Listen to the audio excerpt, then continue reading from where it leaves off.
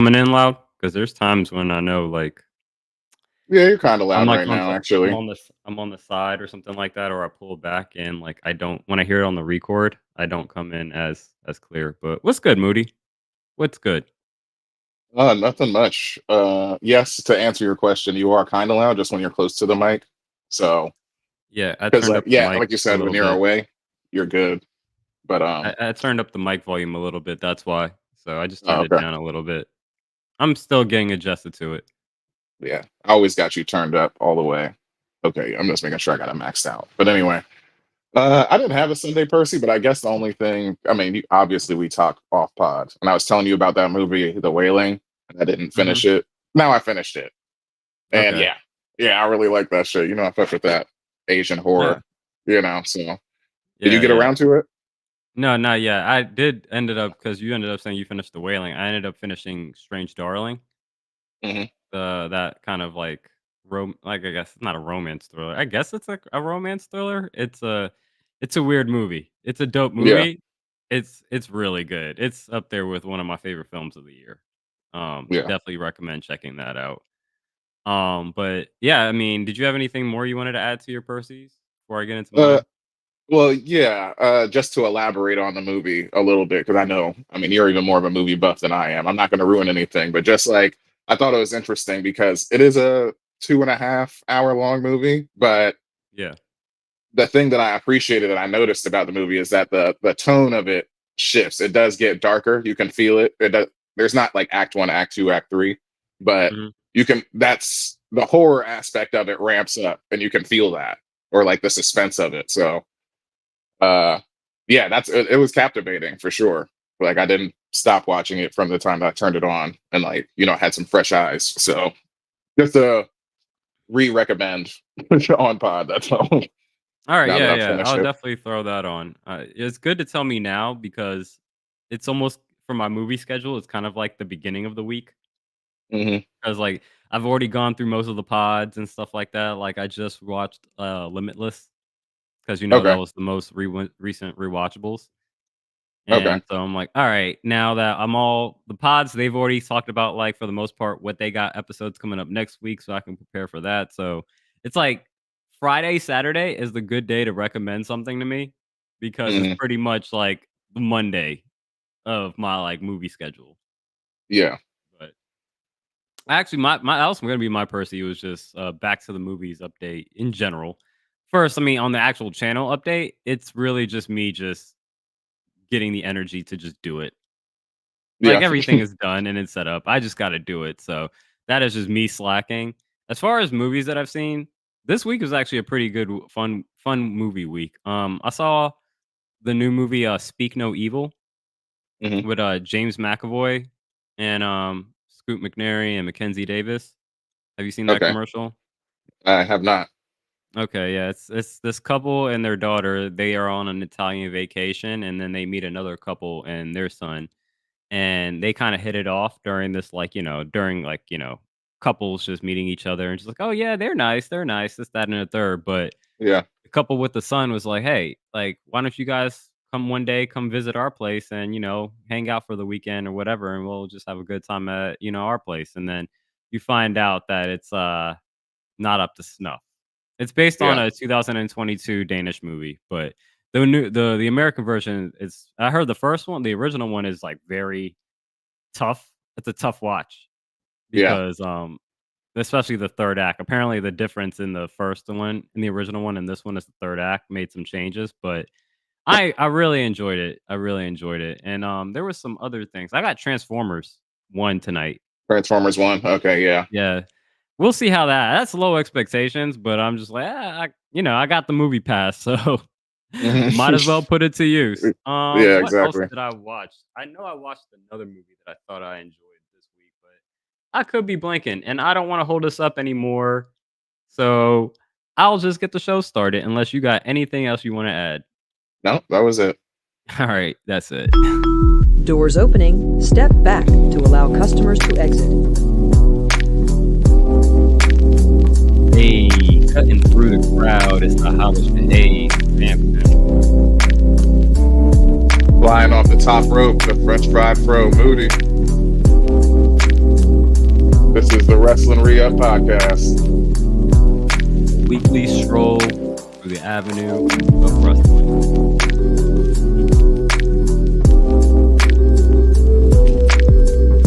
Follow us on social, Twitch, TikTok, Insta, everything. Man, yeah, because you know what? We are officially double digits on episode. It is episode 10, y'all. What is up? What is up? We did it. It's a milestone. It's funny because I didn't put, obviously, neither one of us put Percy's up, but the only other thing that I had in my head, I was trying to figure out how to put LL Cool J, don't call it a comeback. We've been Right. here for years. You know what I'm saying? Instead of years, Like, change it to weeks. Just change it. We've been here for weeks. we've been here for years and talking about it literally for years. So, Yeah. but yeah, we on the streak. So I just wanted to hype us up. Hey, but what's good? Episode 10. And we're gonna be official next week. That's another thing I've been slacking on is getting this paid membership so we can actually add a background to our Okay. videos and stuff like that, actually look professional. But that's just me slacking amongst other things. I just need to stop slacking. But welcome to episode 10 of the Wrestling Re-Up Podcast. And I am one half of your host, Samson, and I'm here with my partner, tag team partner, French Raffo Moody. Mm-hmm. It is the week Look at you, of let's say something. September 14th, 2024 that we are going to be covering this week. Yeah, and we're gonna see if we're gonna do something that we haven't done in a couple weeks, and that's keep this pod close to 2 hours. Real. I was thinking that. I'm so glad you said that because I was like, even on Percy's, you was like, all right, you done? All right, you done? So I already knew where you was at. I'm thinking the same thing. We might be able to do it this time. Let's do it. Okay, let's get into the show. So we have no pop-ups this week to my knowledge. So all we have to do is just get through this recap of All Out in a fair Thank manner. God. And then get through Monday, hopefully before 45-minute mark. And I think we might be able to get some good time here. So let's get into the All Out recap. And I lost again. I'm 0-5. Yeah, I really need to get I be taking Cole on here. AEW. First of all, AEW, I'm not good at because I'm like, obviously, I don't keep up with it as deep as I do with the WWE. But also, at this point, I'm just desperate that I'm like, I got to make a difference of a pick just to kind of get on the dub. And I always fail at getting the right one. So I went 4 for 4. You went 7-1. Yeah. Anything that stood out to you before? I guess we can get into the what we thought was our best and our rest. Okay. I mean, yeah. For me, I had 2 top shelves. Like, I absolutely loved the unsanctioned match. Like I told you, Hangman burning the house down, dog. Like it was different, bro. Like burning down the brick, like the Wyatt family compound. It doesn't compare. Like after actually leading up to it and him getting his lick back, we ain't seen Swerve since. That was great. And your birthday sis, she showed out. She tried her damnedest. Yeah. Also another reenactment, like John Cena and Randy Orton back in the day, the chain through the mouth. Yeah. It was great. I loved it both. Like the spot in that match when she's going for her signature, leg drop, or like she does the scissor kick, on Willow. Willow moves out the way into the thumbtacks. Yeah. So oh man, just a split into the thumbtacks. I was like, all right, we here. Like this match is crazy. Yeah. Willow pouncing her through the barricade. Like powerbomb, like Chris powerbombing her through the announcer's desk, like, and then it having like a double breaking action. Like that was just like perfect. So I think it was just like the consistency and the impact of all of those spots, like, were just amazing. Like one of the best women's hardcore matches I've ever seen. Facts. I have that in Primo, but it definitely was like on the verge of top shelf. I would definitely put it up there with probably one of the best women's hardcore matches that I've seen, because I was like, oh, this is like old school hardcore match. You know what I'm saying? Like this is like Triple H and Mankind, Mick Foley back in like 99, 2000 type of like hardcore match. I'm like, oh, okay, y'all really digging into this. And then I haven't personally seen it with like women do it, and to that degree. Usually it's the men. So I'm like, oh, y'all really, like you said, y'all really going all out No pun intended. Yeah. But I guess the reason I probably had it in Primo rather than Top Shelf, I guess maybe that's just bitterness of just like Willow losing. But you were right that it was a non-consequential title belt Yeah. that, or not a non-consequential, but it's one that could be seen easily transitioned or past Yeah. the that. It wasn't surprising to see Chris Statlander pull out the win, but Just a little bit more context on that. So yeah, it ended up not even being for the CMLL women's title. oh, And I found out today because she didn't bring the title out, but I guess all of us were thinking that, or that somehow got aggregated to people like hmm us. But it was I posted saw, everywhere. I mean, yeah, I think it was, and I guess CML didn't like that, but I saw that yesterday Willow Nightingale actually officially dropped that title to Zeuxis, and she's a CMLL wrestler. Just yesterday, okay, she dropped that title. So that's I was like, probably yeah. that's I'm what saying told me. I was companies like, want oh their yeah, belts, CMLL man. was like, nah, give me our belt back. You trying to like do some other shit? They Companies was want like, their nah, belt, man. It's yeah, still a thing. yeah. And I'm gonna make so the unsanctioned match that I was so before we hopped on, I was literally just rewatching the All Out highlights just to kind of get a refresher, and that was Hmm. the last thing I was watching, and I was kind of similar to the women's street fight. I was debating whether I want to have this in Primo or Top Shelf. Yeah. I ended up with it agreeing with you that it's top shelf. There are some things that we can kind of dig into, I guess, when we get into the rest of Monday. Um, as far as like, the hypodermic needles and, the cinder blocks and, Yeah. the chair shots to the head and whatnot. But overall, I mean, what do you expect at the end of the day, right?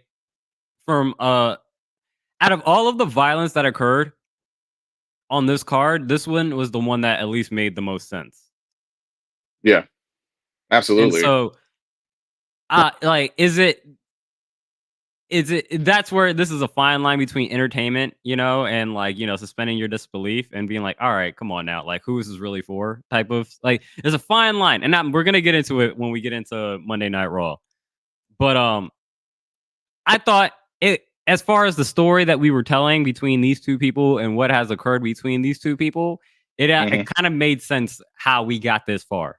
So it's hard to kind of be too of a stickler about the violence, even though like there are some parts of it where I'm like, I would have did things differently or I would have taken a different approach. But I get the Yeah. sentiment behind the extremeness of the violence. So that's why I'll keep it in top shelf. Yeah. Okay. I'm glad you say that because I think you hit the nail on the head again, where it's like this is the bloodiest feud that AEW has, and like Yeah. even the pay-per-view blood and guts comes from like a quote. I forget who said that said we're not about that blood and guts type of stuff. And I guess Yeah. AEW kind of embraces that and runs with the more hardcore stuff. And it's like this is your most bloodthirsty feud, and this is on the supposed, blood and guts brand. Yeah. So, like you said, this would be the time for it. And the last thing I want to add on the unsanctioned match for real is just the conditions of the match. It was unsanctioned, which means it doesn't count. So that's like an interesting, like, feel like the door is open. Still kind of obviously your eyes don't lie to you, but like if Yeah. they wanted to do like Swerve wanted to be petty and like, oh, beat me when it matters, he could say that. Yeah. So Yeah. like when gold's on the line. But anyway, that's all I have for that. But yeah, those were the two best things on the show. After that, my primo was the AEW title. Brian Danielson retaining it against Jack Perry. We knew that belt wasn't going anywhere. Yeah. That's why I have that in Primo as well. I did like the BBC. I said BBC. The Pause. BCC. Pause. Yo. Nah. Nah. Jesus. I'm gonna I take got over dark from mode here. on But yeah, the everything, bro. BCC term. You gotta say Blackpool Combat Club from now on. There you go. Now Yeah, go the ahead. Blackpool Combat Club. I like how they turned on Danielson. Though again, like, was the bag necessary? I mean, it's different for sure. It's shocking. Yeah, again, it's shocking, but like, That's was it it's necessary? Like, it Like, that's a at what conversation degree to be did we had. get? How did we get to this far that you guys are gonna put a bag over somebody's head on television?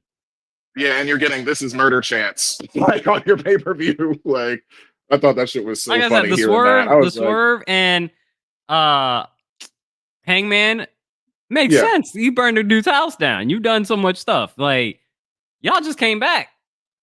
yeah. Now y'all putting bags over people's head. Like, That was again, some that's other where it shit. just That, seems yeah, like that's where it seems it was just like I get there's shock factor and just doing shit just to do shit, and then there's like stuff that is like actually has some substance to it. So I'm lacking the yeah. substance. I guess. Well, yeah, because that is the initial turn, right? So I guess it's like the combination of like, all right, we're getting this angle. Like, you could have just beat him down versus like Hmm. doing all of the extra stuff because we're already not expecting the turn. You know. So Yeah.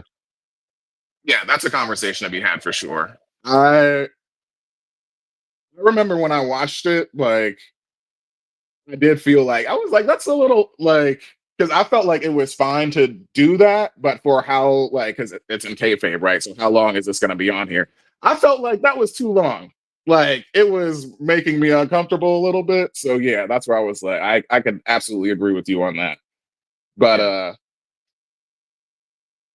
it since we obviously know that he's fine and it is in kayfabe, I think that was just like Moxley also establishing himself. I mean, he's showing us that he has that Hangman and Swerve level already. Because I was literally just saying like, what's he up to and like where has he been like a few weeks ago, and then he shows up with Marina Shafir. But Hmm. yeah, we'll get into that also on Dynamite. But yeah, at the moment, I was like, oh, whoa, what? Uh. So yeah, I agree with that. If there was actually some context, maybe again, maybe this clearly probably missing Yeah. some context, but like it just seemed a little too quick, or it just seemed like we were just trying to keep up with the. It seemed like we were more trying to keep up with the intensity of the show rather than keep up with the intensity of the storyline, and that's where I'm Okay. like, Yeah. does that make it didn't make sense? Because again, we coming off of that street fight. This was Mhm. sandwiched in between the street fight and the The unsanctioned match. sanction match. So it's like you kind of are building up this kind of elevation of violence in a degree, but I don't know if it made sense for me, at least within the storyline. But Yeah. nonetheless, great match by Danielson and Jack Perry. Jack Perry. I was gonna say Pete Dunne because of the hair for some Yeah. reason. Jack Perry, and I think it did what we said that if we wanted it for it to Jack to do, and then the same thing that we said for Jada Parker. It's hey, Hmm. give me that. Give me that prove it match that like I can believe you actually pulling this out and winning. Yeah. You know, there's got to be moments in that match you'd be like, oh man, could we really be under a AEW championship reign of Jack Perry? That'd be wild. Like, you know what I'm saying? Like that'd be like you'd be like, nah, it's like a Trump. Like, could Trump really win this? And be like, oh snap, he actually won this shit. Yeah. So Basically. that's how it's got to feel like in certain cases. Like, oh, I didn't think Jeff Hardy could pull it out. He might beat the Undertaker. Hmm. So, all right, let's continue on with what else we liked from the card. We have one similar. Osprey beating Pac, Hmm. and I'll add this just because to me it kind of falls into the same reason why I have these in the same. These are both mid rising for me. Osprey beating Pac and then Okada retaining, and it's just because I understand why AEW's like bread and butter are their premium events because it doesn't require much actual like storyline telling. The storylines are done just by the matches themselves, right? You go, it's like, go have a 20-minute, 30-minute bangers because all these wrestlers can go out there and work their asses off. And so like a lot of the struggle comes with, just cutting a promo. Yeah. you know, actually like carrying storyline. And Yeah. so Yeah. whenever you give them just like, hey, go out there and make bangers, like that's what they do. And so like to say that it's mid is not necessarily saying that like it's bad. It's just more so of like the quality of their premium events are so good that like the standard great wrestling matches are what you're gonna get. You Yeah. know what I'm saying? And as long as like, it almost seems like you have to have some type of like elevatedness for it to even get into a primo list because You, it's such a you high level of entry barrier of mhm. entry to just kind of crack that seal. Yeah, and on dang, it's funny because Bleacher Report gave this an A+ for a Yeah. match, and I feel like you stole all the words like from me, like saying that there needs Oh, to be like an elevation from like or a stipulation match because just knowing that it's Osprey and Pac, like I'm yeah. already expecting like I think I said this before, but a 5-star flippy dippy. Like Yeah. these guys even go back, to the UK wrestling each other. Like Mhm. they already have chemistry and shit. So it's like I need this to, like, even though the title's on the line, it's not realistic enough in storyline, like you said. So that takes a little bit out of it, and I would Yeah. need a stipulation to like really push it up there because this is exactly what I expected, and it was amazing. So that's But I'm the also as like, stupid as that sounds. I'm That's why also it's a just like, win. I just want to see these two people rock. It's almost like Yeah, Andrade Carmelo, right? It's like they've done that yeah, match 5 times. yeah. I'm good. Yeah, I'm not saying I'm good with them fighting ever again. I'm saying like I'm happy with that. Like I know what I'm gonna get out of it, and it's gonna be great wrestling. You know what I'm saying? So it's like there's a part of me. I'm like, yeah, we knew Osprey was gonna retain this, that, and the third, but I'm like, I just Hmm. want to see these two people just make music. Yeah, You know what I'm saying? exactly. And so if it's mids here, and again, it's more of a credit than a negative thing because I think it's mids here on AEW, but if this was a WWE show, this is easily primo. Easily the show stealer that you're Yeah, probably talking about. like Yeah, it could be sniffing top shelf. So like that's yeah. just a credit to how well AEW does their premium shows relative to their free television We or not free yeah television, weekly. but weekly television. Yeah, And that's the same man. thing with Okada retaining against what was it, a four-way? Yep, fatal 4-way. Yeah, You like you again, like corrected me in the all the Okada was gonna attendance for that. win. You knew Okada was gonna win, but again, like you see four of these dudes, each with the unique style, coming in and doing their thing. Hmm. It's just like, yo, go out and make magic, bro. Like this is Yeah, when, like, if you're gonna try to fill the card, because when they do these, I think the trios titles is an excuse to have people on a card, to a yeah, degree. Um, Same thing with a lot of these gauntlet matches and things. Like I like the concept of them, but the reason you run them so often is because like we need to put people on the card. yeah, But when you have certain things like this, it's just like, yeah, I'm really hyped for these type of matches because you're just gonna get 30, 40 minutes of just like as Sheamus says, banger. yeah. Banger after banger. If it's really hitting, yeah, for sure. Yeah. I mean, I'm trying to remember, like, because this whole card was so action packed. Like, I'm trying to remember. This is where it's tough, also, because I'm trying to remember a spot from Yeah. this A match week ago. because I'm thinking about all the other ones so much. Yeah. So that's where I will admit some like default there, I guess. But there was a point in the match I feel like I do remember like Osprey and Orange Cassidy working together, Hmm. obviously face. Like their chemistry was great. Will Osprey still selling his ass off, like even for Orange Cassidy taking a tilt-a-whirl, one of his, tilt-a-whirl DDTs that he does, another so smooth, spiking themselves, like how RVD back in the day spiked himself with the Yeah. RKO. Yeah. He does it like that. So you got a strong enough neck for that spot, I'm all for it. Just like I don't want you to. RVD also did it to where he like crumpled like on the side of his head and neck, where I was like, oh shit, he died. But he's just really good. But yeah, another great match. Yep. Yep. And I'll let you finish it off with your thoughts. That was everything on my card. So I'll Yeah. let you finish it off.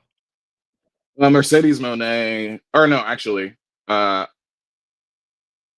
Daniel Garcia. Did we talk about that? We didn't talk about Daniel We haven't talked Garcia. about Daniel Garcia. Exactly. So MJF actually beating Daniel Garcia.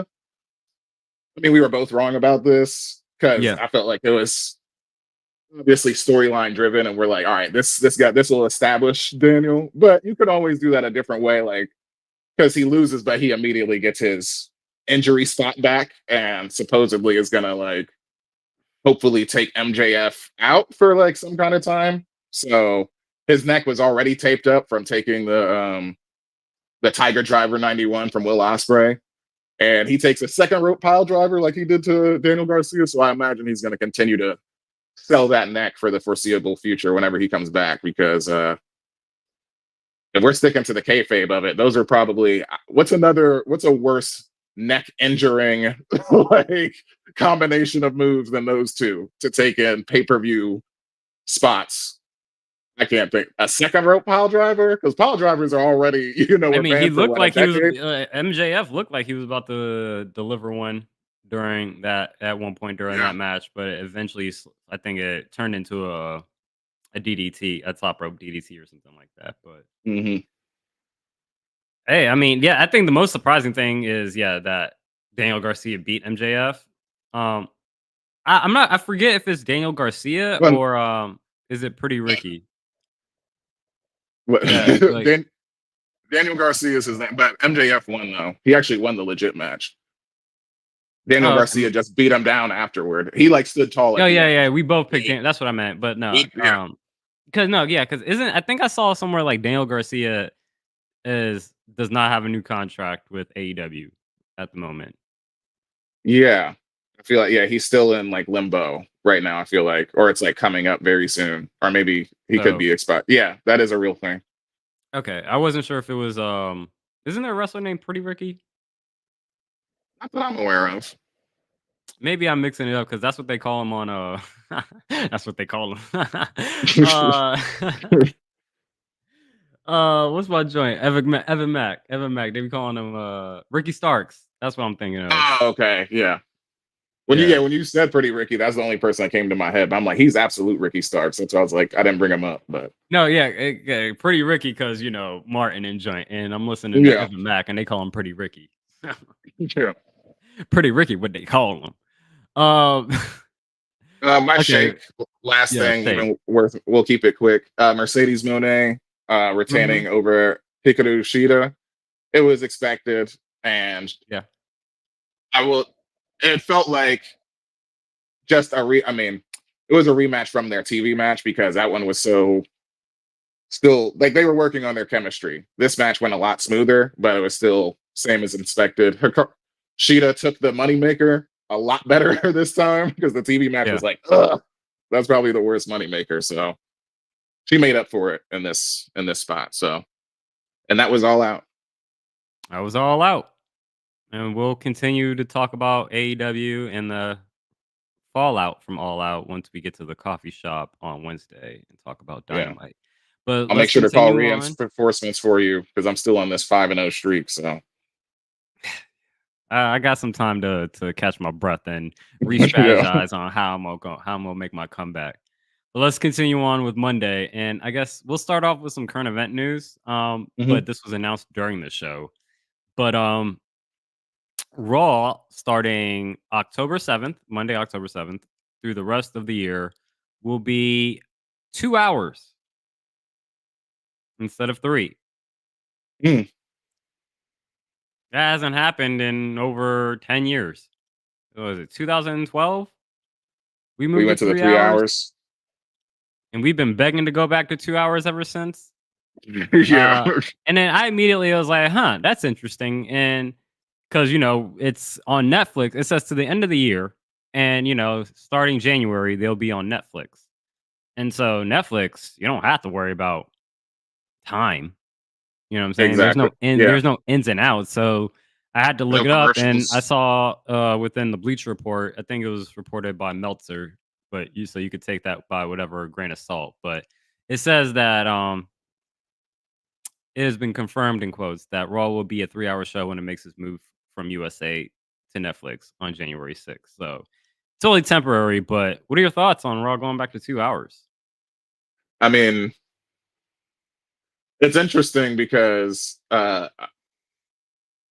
yeah, you're right. The 3-hour format, like TV watching, is like, oh my god. So it always has been. I think Yeah. there was like I can't really take myself back to that moment when it was 3 hours, but because like 2012, that's when I wasn't watching WWE. I didn't come back until 2013 because I Yeah. basically didn't watch all of probably 2009 to like 13. But either way, yeah, like you make a good point. There's no commercials, so yeah, you can actually just make a good stream. That, if anything, it makes me think They about. will I'm like, I have wonder how the commercials. format. You would just have to pay for the Netflix Oh Premium well, true. Plus Oh Super yeah, Edition package for $50 a month. I guess I already got that, so Yeah. it don't matter. I I ain't imagine worried it's the about same it. thing But like in I imagine it's gonna be like the same thing like in Peacock, where it's like I yeah, have like Peacock Premium Plus or whatever it is, and so during the pay-per-views, they'd be like Michael Cole be like, and for our Peacock subscribers, like you'll get this vignette package about the match that's about to happen up while everyone else goes mm, to commercial. And I'm like, yeah, that's why I pay $10 a month for this shit. So yeah. but yeah, I mean, it's Easier for me to interesting watch that Raw too, I'm because I curious to see the state. Oh, go ahead. no, I was gonna say easier for me to watch Raw too because I don't have cable or USA Yeah. anywhere. I'm always watching the highlights and like reading stuff and like Yeah. finding videos elsewhere. But I'm enough of a fan to like put the picture together in my mind. I see all the important stuff. So Yeah. Yeah. I mean, it's interesting because the show will be going from 8 to 10, where previously used to be going from 9 to 11.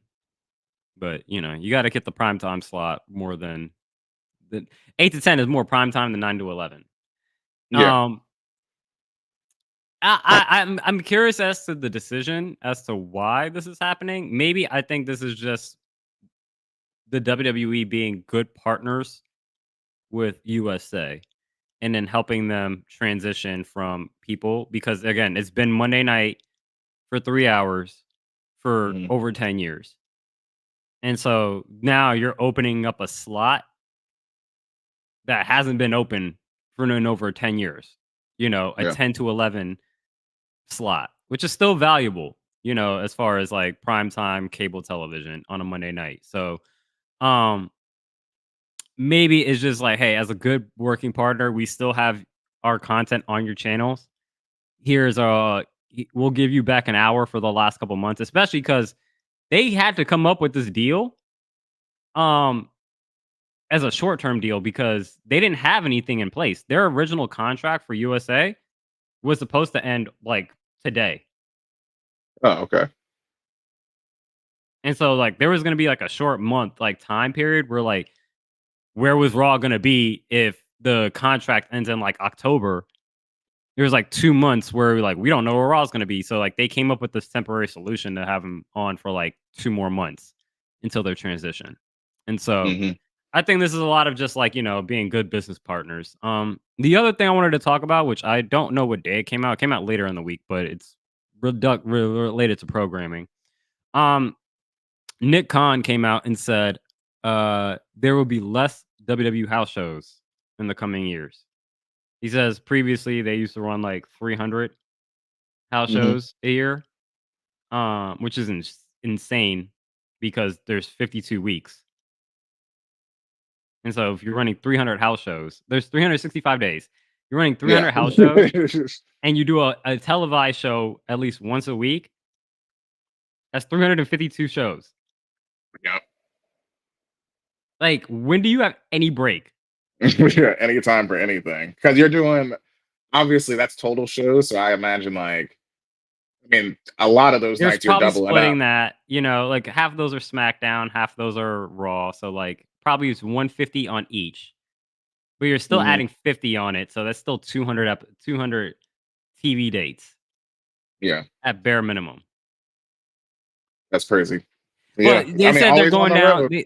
They said that they're down to like 250 now, and they look to get to like 200 by like 2025. So, um, just calling out WWE programming shifts because there was a lot that happened this week because NXT was on its final episode on the USA Network, and then we also get the SmackDown debut on USA this week as well.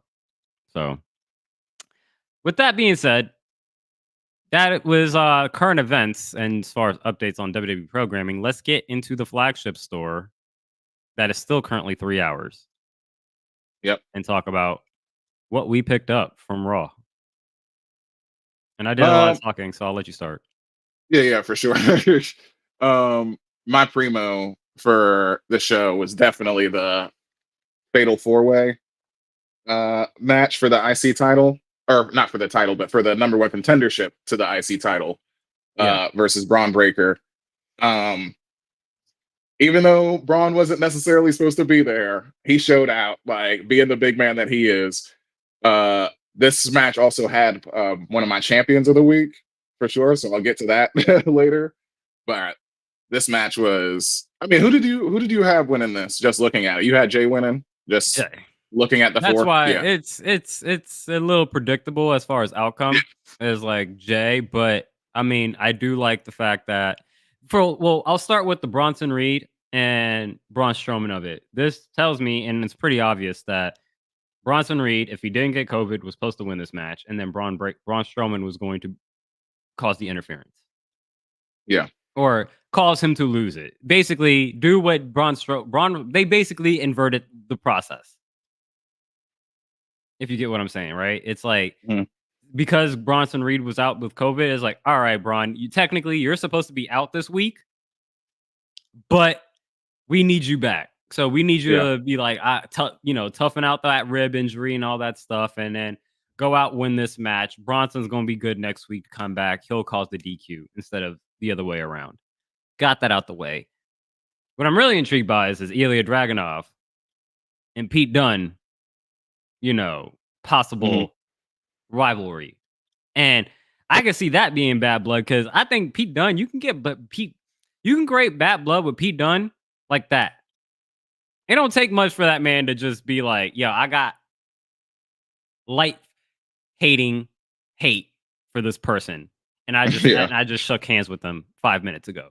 And it's like, all right, Pete Dunne. So Pete Dunne, Dragunov, that could be the mellow Andrade of Raw. yeah. I watched the best of 7 series out of that. Hmm. So Yeah, and they go back to NXT UK. So yeah, you can tell that there is, even just being a surface. If you didn't watch NXT UK, because I know a lot of people didn't, but I did. yeah, Like you would know that that was on when Pete was the original NXT UK champion. Gunther's the one that took him out, but it was Ilya that was finally toppled the mountain that was Gunther. yeah. So he has a one up on him in that sort of way, and he challenged him for the NXT title back when Ilya was on his run. So their chemistry is great, and I'm sure they used to wrestle each other back in the day as teenagers or something. But like that seems to Yeah. be everybody's freaking It's story. like So yeah, this AAU, was right? It's like, oh yeah, I used to play yeah, with them kind in of AAU, right? yeah, yeah. Like all those indie Europeans, like there's the big five, whatever they are Yeah. out there. They're all going to the same one. So And so like the Jey Uso makes sense of it, right? Of him winning. And he's mhm, main event, he's still a draw. There's history between the Steiner family and, the NOI family, even going back to like, their parents and stuff like that. So um it should be a fun match between Jey Uso and Braun Breaker. But overall, like, while the match outcome maybe it was predictable that Jey Uso was going to win this as soon as he was announced that he was going to be in this tournament. yeah. So And when that's the been his outcome, main, like the only side storyline he's had was like, "Hey, what's up, mommy?" Like that's the only other yeah. thing he's done in this time frame. So it's like, all right, this is his main thing he's about. But he's been But the backing up outcome has never his been in storyline doubt ever externally. since he was announced for this for this tournament. So Yeah, it came true, but the fact that, we got to this endpoint and we might have a new rivalry with Pete Dunne and Ilya Dragunov, and then the way that they were able to salvage the Braun Strowman and Bronson Reed, you know, storyline, with, the whole COVIDness kind of coming up and everything. And you're just like, all right, cool. Like, we'll just inverse the storyline and it still makes sense. That's a yeah, credit to Triple H and just the writing staff of just not feeling like they have to just start from scratch. It's like, no, we can make this simple. Is Bronson going to be good next week? Cool. Just flip the storyline. It still exactly. works. Because So, it's no. crazy to think about that, just because that's exactly what happened with when Mustafa was supposed to get his push, but then Mhm. that's how Kofi Mania starts because he gets Yeah. sick and Kofi ends up getting the shot. And except in this case, it's just like, all right, you got another big substitute, but it's like he wasn't going to. All right, It was always going to end in with one of those guys yeah, doing something to that other person. Yes, exactly. Yeah. So it's just a perfect substitution in that case. It's like, all right, it wasn't supposed to be Jay, but it's understandable in this case. So No, it wasn't supposed to be Bronson doing that to Braun Strowman. It should have been the other way around. okay, Like I said, yeah, to like make it fit. Yeah, yeah, yeah, yeah, yeah. he jumped on a car. Yeah. I think I was right where he was going to be at least out Yeah, for for a week. sure. Okay. But because of COVID happened, they were like, Braun, we need you to come back this week. Yeah. And you're going to win this match. And instead of you interfering next week, Bronson is going to interfere next week because he'll be good from COVID. Yeah. I don't even know if he got COVID. Because can you come back from that quickly from COVID? I don't know. I've never had it. So Man, there's definitely a that's a haze week. to it. So I Yeah, that's mean, a week. I'm not saying maybe I just did say he didn't have it, but I feel like wasn't it like 14 days you had to be like quarantined, or have we like gone down in that? uh, It's been 4 years, so yeah, we definitely have gone down in that. I'm pretty sure people are. I think it's a week standard kind of thing now. yeah. I think that's the flat thing that is society has accepted, where it's like, And all right, plus, you're out for the he might week, have 10 days. boosters and stuff like that. Like you don't know Exactly, like depending on what your he got. status. Exactly. So Yeah. Either way, great match. We'll see what happens with Braun Breaker and Jay Uso. Do you think at any point with Braun Breaker, Braun Strowman, and Bronson Reed, there is a triple threat match for the name of Braun? yeah, right. Just as, or the nickname of Braun. Yeah, for sure. That would be awesome. Because And like I would who I would like. Oh, go ahead. Who would you like to win? I was gonna say who wins that match. I would like to say that Bronson Reed wins that match. Yeah, Bronson Reed wins that Uh, match. just because I mean, obviously Braun Breaker's weapon is his speed, but it's like, bro, you're going up against two powerhouses. Like, he'll definitely get like some power spots in. He'll be able to like power slam like Bronson Reed at some point, or like Braun Yeah, Strowman at one point. But like that meat will overtake him. I think it would be yeah Bronson Reed at this point in time. That would be funny though. I think Bronson Reed wins it because I don't know what name you would give Braun Strowman, but I feel like you could find a different name for him. Maybe whatever his real name is. You Yeah. could probably go with Braun Breaker. What I've picked up on and I like in his promos is that he recognizes, like, he knows that we know that he's a Steiner. Oh yeah. And if you listen to his promos, he's very slick with it, but he uses a lot of Scott Steiner isms in Mhm. his promos. Like he'll drop like a line from like Scott Steiner math, Oh yeah. but He loves like doing that. he'll use it in a way where it's like it makes sense, but you're like, yo, that's a Scott Steinerism. That's Scott Steiner yeah. math right there.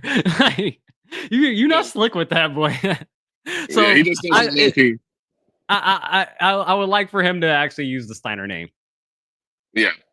That wouldn't So be bad. Obviously, he'd be awesome. I would like it. I would like for him to lean into the Steiner name. So I'll get into my other primo because I'm higher on it than you are. But Drew Punk set for Hell in a Cell match at Bad Blood. I'm high on this because I like the interaction between Drew and Adam Wade Pierce. Barrett. Wade Barrett. Okay. Adam Pierce. What does he do? Don't get me started on Let, him. let me Don't go let ahead. me ask you right now, only because obviously you're gonna have this. You have this higher up. Because my immediate question was, does him making this match elevate? Because like obviously, when you do bad stuff at your job, that should be recognized. But also when you do good things, he's doing his job. So he didn't have to make a Hell in a Cell match. He didn't say CM Punk wanted a Hell in a Cell match. He said, I talked to him and he said he's not done with you yet. So he's making it a Hell in a Cell match to finally blow this off. So, I mean, you want to see this match, right? A Hell in a Cell Yeah, between those two? yeah. Okay. So I'm not once again, I'm not, I guess I am trying to, I'm parlaying for him, obviously, at this point in time. Does this take, I feel like this should take a strike off the board. This is him, taking agent. This is what he's supposed to be doing. He's doing something that the fans want, right? Yes, but the fans were already like, yeah, this is the expected place to be at. like, what was our main complaint about Hell in a Cell matches for like how many years? It was the fact that there was a pay-per-view named Hell in a Cell, and we were forcing Yeah. situations into Hell in a Cell that didn't need to be a Hell in a Cell because we know Yeah. the Hell in a Cell is the ultimate WWE match to settle your grudges. Yeah. And so the way that this storyline of CM Punk and Drew McIntyre went, we knew we've been talking about it for a couple weeks. We had at least 3 potential matches that could fit in a Hell in a Cell for Bad Blood, right? We were like, it's Punk and Drew, maybe Roman Solo, somebody else. Like we had another one that was like, maybe this could be a Hell in a Cell match. So we felt that like there is momentum within these 3 storylines that is worthy enough to be in a Hell in a Cell match. I'd almost appreciate if Drew or CM Punk initiated it. To have your GM do it is just like somebody's just listening to this podcast and it's just trying to save grace for Adam Pearce. That's how I feel about this. All right, Adam we'll Pearce, see. No. And I got another shot. I got another shot at a GM when we get later into this week. But Adam Pearce, no. The reason I have this in Primo is because I like Drew chewing out Wade Barrett. And this is the second time Wade Barrett has been involved within Drew's story. As far as like, it's been very small, but the first time happened, I think, when they were in Europe. And it was after, it was like in like their post show or something like that. Drew was like super pissed about something. And Wade Barrett had to be the one, like, had to like push him back and like hold him back and stuff like that. And Drew started getting in Wade's face. And it's like, oh, okay. Like, I like this. I don't know what degree Wade Barrett is going to get physical, but it's intriguing to see Drew be this unhinged and then going at his boys like this to his people. So that's where the outcome of getting to the Hell in a Cell match is definitely expected. We knew that we were getting a Hell in a Cell match because it just felt like the momentum was driving us there. Okay, that's fair because that's exactly the reason that I had it in mids. So you explaining that it's specifically for Wade, that makes sense. All right. Yeah. Okay. I'm done. Go ahead. Continue. Oh no, that's all. Yeah, I thought it was a great segment myself. So that was the only thing I was gonna point out. And then with you pointing out, yeah, the second interaction that also raised my eyebrow. Like I'm smelling what they're cooking up there. WrestleMania, Wade return, Wade and Drew. Bad news, man. Yeah, bad news. He said he had some bad news also, and he was like, "This refers to you, Wade," and he started it off that way. I was like, "Okay." I liked Bad News Bear. That's once again, we talk about a simple, just over mid card guy. Yeah. Bad News Bear. I start my match off. I got some bad news. All right, but yeah, that's all I had. For my shake, I had Gunther's burn on Bret Hart. You know that whole segment. Like we know we're getting Sammy. We're in Canada. Once again, expected. But yeah, I liked the Goldberg of it. Yeah, you know, that was his so but I felt like that was the highlight of everything because we knew that we're gonna get like some kind of interaction between Sammy just to keep it going. We know Sammy's gonna be, you know, there with Bret Hart and all that stuff. So that's why it was shake for me. Not to fast forward you on this, I want to hear you, but just to let you know, I did miss the Wyatt 6. So if you could take hold of that, I am gonna see that match, but what did you think about that? Yeah, I wasn't able to see it at all. So, well, I'll give my thoughts on the Gunther, Sammy, Bret Hart segment. I probably had that at shake. To me, it's not so much like the segment in itself was good. It was fun. I'm just not here for the Sammy Gunther story. So that's where I'm like, okay, this is cheap Canadian pop. Yeah, the ultimate. Yeah, basically. This is just cheap Canadian pop. The same way as like when they had Lyra and was it Zelina? Yeah, and go against Natalia. It was first mystery partner, and I'm like, oh, maybe it's Becky or someone, and I was like, oh, Natalia, okay. And again, I love Natalia, but again, cheap Canadian pop. You know what I'm saying? Like, okay, I get it, and respect because you know, like Natalia deserves all the flowers, but I thought I was anticipating a little bit something more. But the Wyatt Jinder Mahal would have came out. That would have been awesome. That would have A been former unfair. WWE champion. I thought maybe even Trish, but I was like, Trish is not from where were Man. they? She's not. They were in Calgary. She's not from Yeah, they're in Calgary. She's Calgary. from She's from Toronto. Toronto. Yeah. So it wouldn't have made sense. But the Wyatt Six and American Made that started off the show, Mhm. and I'll say it's not a bad match. It's a fun match.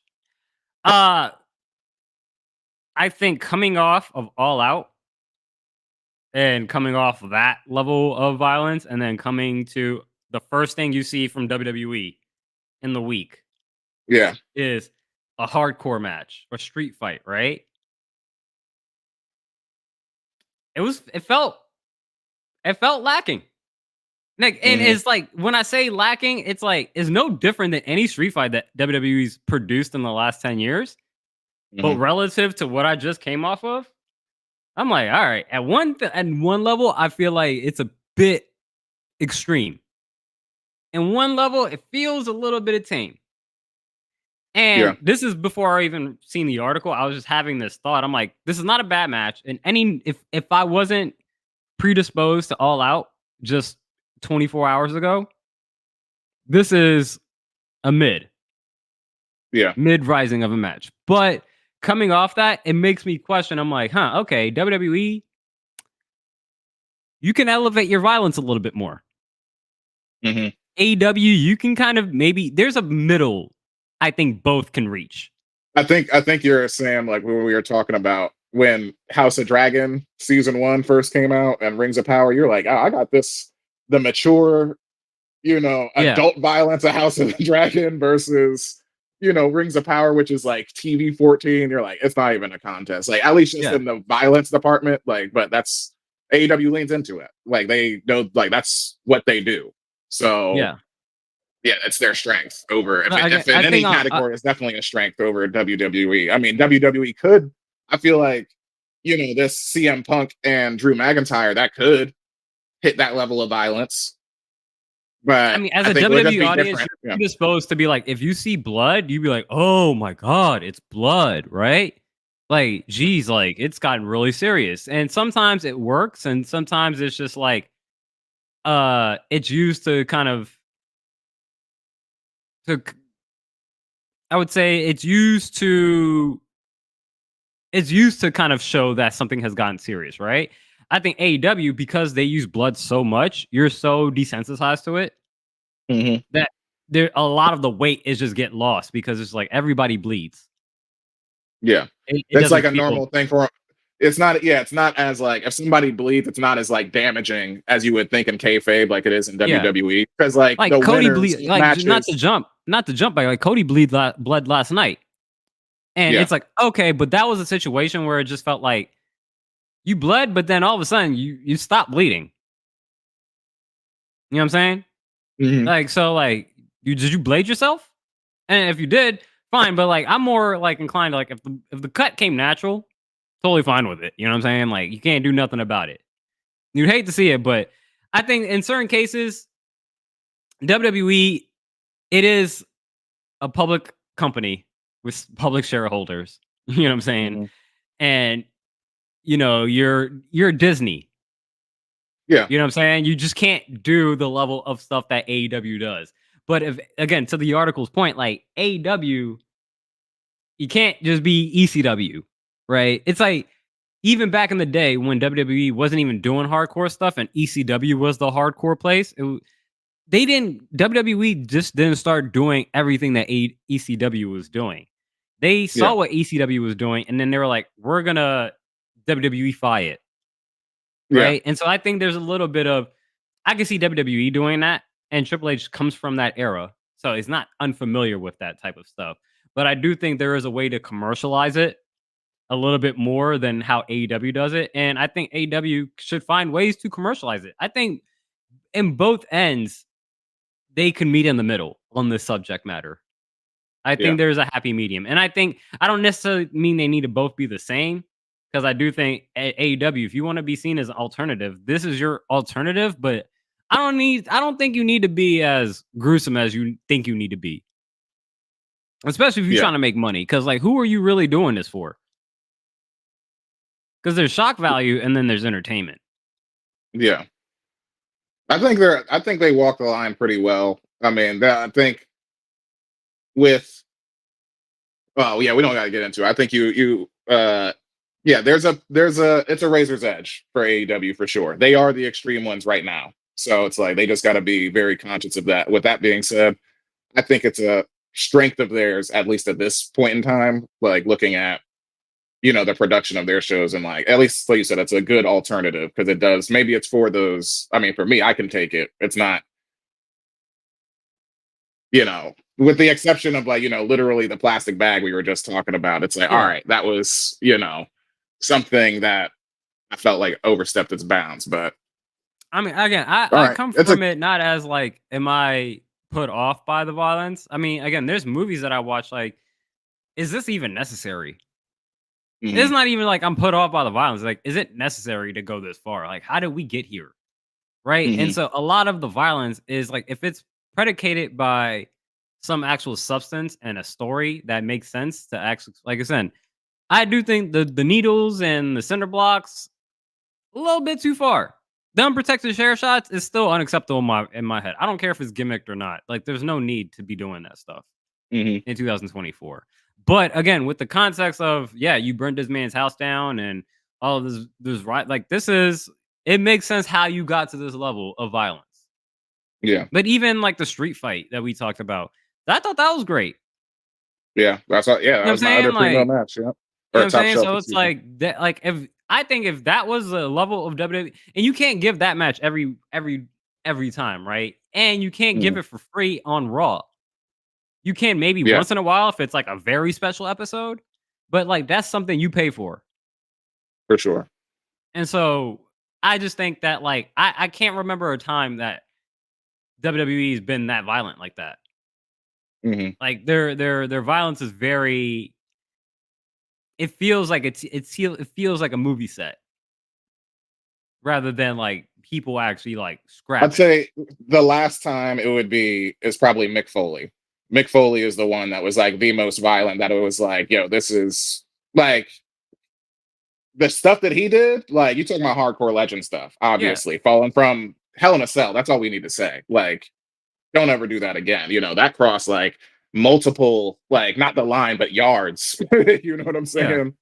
Getting I mean thrown the through a most cell twice. Like, closest you could probably get is like what? Like maybe Edge? yeah. Since then, yeah, because he took over that hardcore mantle literally in that Maybe Randy? match. Randy? I don't even know if Yeah. Randy like got like that. Like he had matches with Mick, Hmm. right? But like he wasn't like Triple H level of like, doing some gruesome Yeah. stuff. So like again, if Exactly. we have to go back to the Attitude Era and say like that is like the best hardcore match that I've seen since Yeah. Royal Rumble 2000, 2001, it's like come on now, that's wild. Yeah. So I do think there's a level of WWE. It's like, yeah, we're technically still in PG, so we'll see what happens when we reach into January. But that's only just for Raw. But we'll see what happens when we get into like the actual like premium events once we get into this new era of programming. That's But yeah. I do think there is as the title of that Bleacher Report article says, there's a fine line between mainstream and what is read the full up. Fine line between mainstream and niche when it comes to Yeah. violence. And I do think that I don't think I don't think each of them are too far off. I do think in one sense they can kind of AEW could be, right center and Yeah. WWE could be left center. They don't need to be directly center, but you can Yeah. lean towards your sides, but there is a little Yeah. Yeah. bit Yeah. of we could borrow from what AEW does or even go back into our history bag of what Hmm. we used to do. You know what I'm saying? And AEW, you gotta figure out like where is the medium of This is the last thing I want to say on this is because the reason that I'm going to say that, yeah, I think definitely the plastic bag, but like I think that the swerve and hangman, like you said, with the context, all of that was appropriate. Even the chair shot for me, I'm okay with that because it was obviously gimmicked, and I understand that it's not, for everyone. So I have absolutely nothing to say about that, right? this was the first time that I looked into CZW, like was coming Mhm. off of All Out. So I think that says something about the level of violence that was there because CZW is basically the modern ECW, Combat Zone Wrestling. And I subscribed to them on YouTube just recently, like doing my research. And it's like, yeah, these guys are using like the fluorescent light tubes, all the old school Mhm. ECW spots, they're still doing them. There's it's basically that. So I think that says something about it. But that, yeah, I would say All Out should probably be their cap of violence, and that's with Swerve and Hangman with all that context. That should Yeah. be probably the cap. Like you And could I you say can try and make it different, but not more than that. Like I don't need to see Hangman actually hanging. I mean, I guess Swerve did that already to him. So it's like if you're gonna try and find something more extreme, it's like, all right, what are we doing here? Basically, that's where I'm at with it. yeah. I mean, like I said, like I could take this out even out of wrestling. Like I said, I look at it from a more entertainment aspect. Like there's a movie I watched earlier this year called In Violent Nature, and there's a brutal kill scene in that Yeah. movie. It is one of the gnarliest ones I've ever seen. It's pretty dope, actually, the Yeah. way it plays out. But as I was watching it, I'm like, come on, dog. She didn't even do anything. She was out here Mm, minding her own business, and like you just being like cruel at this point. Like, is this even necessary? Like, and that's where it's like, yeah, I can appreciate like the creativeness of the kill in the movie, yeah. but was this necessary? Did you need to be that brutal? So that's where it's Yes. like, that's where I'm Yeah. like, there's a fine line between like, Yeah. if you gave me some substance of like why this person deserved this such a gruesome death, have at it. Yeah. She ain't doing nothing but mind her own business. She don't even know what's going on. And you just, bow. I was like, bro, it's sick. It's dope, but she ain't deserve that. Yeah. She ain't deserve that. But that's it. That's it for me on Raw. I went on my Yeah. soliloquy of violence. I'm glad you entertained it. No, I'm good. Yeah, let's head to NXT, head over down the block to the Yeah. bodega. The last time we'll be on USA. And next week we'll be on the CW. I said we. They'll be on the CW. So Yeah. Uh I go had ahead. only primo I had was Trick beating Pete Dunne. You talked me out of, the prediction of because I said that it says falls count anywhere, and I was like, I doubt a last man standing comes back. And immediately it's that. But you talked me out of that in that segment because I looked it up and it's like, oh yeah, that was just 2 years ago. So Yeah. that makes sense. But I just love, once again, the spot of like Ethan Page, he's just gold, cowardly champion, just wanting to serve himself. And him like just coming down to the ring. He didn't interfere, but just cheering Pete Dunne on like after the finishing spot of them. Uh oh wait, yeah, not the Russian. What was the finishing spot? They were both getting up from the ground, and like Yeah, Trick had just gotten up, and I think it was Ethan Page try to like take him out, and then yeah, he he did came a at him. back That's right. he Yeah, did that's like right. a back body drop onto the table, and that just basically gave Trick the adrenaline to kind To of just stand like up, and he was finally like, stand yeah, up and stuff like that. And that's why I actually have that in Primo, because obviously like I wish Pete Dunne could do it, but like Pete Dunne's on the main roster. He got more meat on the bones there than he does at NXT. So it makes sense that Trick. I think this is the end of Trick and Pete for now. Do you think it's the end of the okay. Trick and Pete? Or do you I think mean, there's still yeah, more here? no, I believe so, but I disagree with the sentiment that you said weeks ago that it's just effectively the Michin working with Jada Parker scenario. That's all it was. It's just not that Trick needed to be put over. He's obviously a former NXT champion, but just giving him a program to keep him hot. You know what I'm saying? And he put on great work with him. So I see it as more of like just keeping Trick hot and maintaining him. And yeah, he's gonna just stay up on the main roster. Like you said, he got bigger fish to fry. Yeah, yeah, yeah. And but I did like the ending of how this match played out. I thought that was a pretty creative match ending. Like as much as I was like, I wish that the double count out last week was a little bit more drawn out. I did like I haven't seen an ending like that with the last man standing match where like, I thought it was pretty creative. So I'll I'm more than happy to put that in for my primo for the week as well. Yeah. I'll get into, I guess, one that I'll go into the one that I don't know if you call it. I guess you have that in your shake, right? Yeah. Yeah. Bloodline making their presence felt. I like that. I didn't expect it. I did not expect I saw the Street Profits were there. Obviously, they have some feuds and beefs and stuff like that, but I thought it was really impressive the way that it was only what Jacob and the Tonga The twins Tonga twins. Yeah. like to come out and they look like animals, in the most polite way.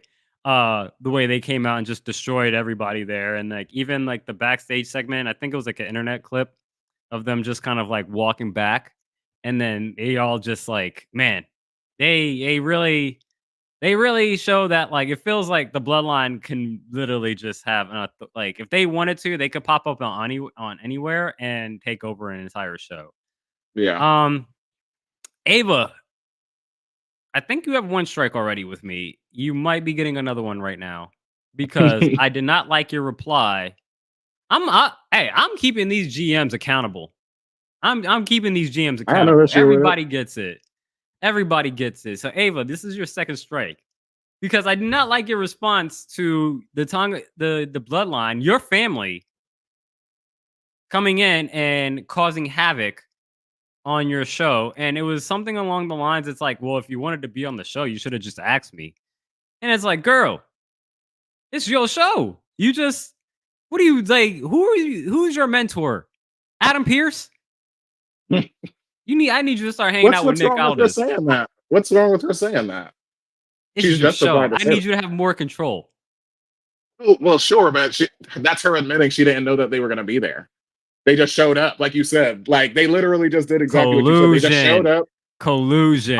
Okay, all right. Hey, if you're making Collusion. another storyline, that's fine. We're expanding the bloodline to NXT. That's fine. And then, like, if you just wanted to be on the show, just ask why do they need to be on the show.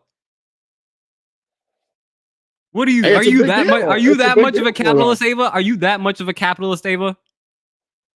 That you put the well-beings of your talent in harm's way for what? What do they got to prove on NXT?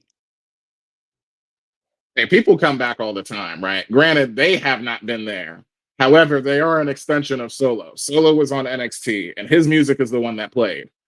So we knew some serious shit was going down. If I did not expect it either. If this is the case, I need Nia to come up there on NXT and Little Sister Ava. Yeah. I need her to Little Sister Ava. I need The Rock's mom to give Nia Jax the Ulafal for the woman for Nia, and be like, you are the queen tribal chief of the family. Yeah. Like, if that's the case, like this is what needs to happen, because right now the bloodline, while it was dope, you need to have more control of your show, Ava. I could see who your mentor was, and it wasn't Nick Aldis. I think she gets. I mean, granted, this is you pleading your case, so I think this is like she hasn't gotten to Reggie. It's just a second strike. It's just, hey, I'm just making notes. Okay. That's what I was just like. Yeah, she said she didn't know, so I was like, you got to shoot her some bail. But if this happens again, though, yeah, I got you.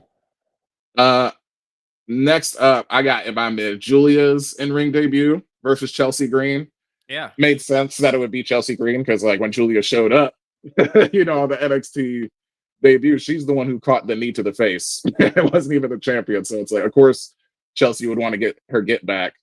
It did not go as she expected. She did not get her get back. She didn't. And for me, I thought interesting thing was just on commentary. I forget who said it, but Lord have mercy. Julia's running knee. She calls that the G trigger, which is just like Kenny Omega echo of his time in Japan. So I thought that, because I never knew the name of it, that she had a name for that. So yeah. And Northern Lights Bomb, interesting to see that. That's her finisher. It's like, all right, she can do that on anybody. I would like to see her do that on obviously Lash Legend is a big girl. She's probably the biggest girl down there. So it's like if you can pull that on Lash or somebody of that stature, it's like, all right, cool. But it just makes me want to see more of her matches because I thought Chelsea had a lot of this match. So I thought that was cool just because it's like, hey, she's on the main roster and she's a vet. So Yeah. it makes sense for her, even though she hasn't had a championship, she's the vet though. Like she's been here She for a can minute. go. Like, You know what I'm that's again, saying? Chelsea is very misleading where it's like, again, she plays the typical like early 2000s, mid 2000s diva, but like she can actually wrestle. Like, Yeah. like she can get busy. It's just she's just having fun playing the character of Chelsea Green. You know what I'm saying? So I thought it worked well. She's a great seller of just looking like she just got killed by everything. Yeah. Like when she takes like those knee shots to the face, and then you just see like the close up face of like Chelsea just looking like completely dazed and Yeah. confused. You're just like, yeah, Chelsea, you're really great. Um, and then yeah, Julia, I think she has definitely like the presence of a Mhm. like of a top level superstar. Yeah. So it's gonna be exciting. I also like the small little like it wasn't even confrontation, but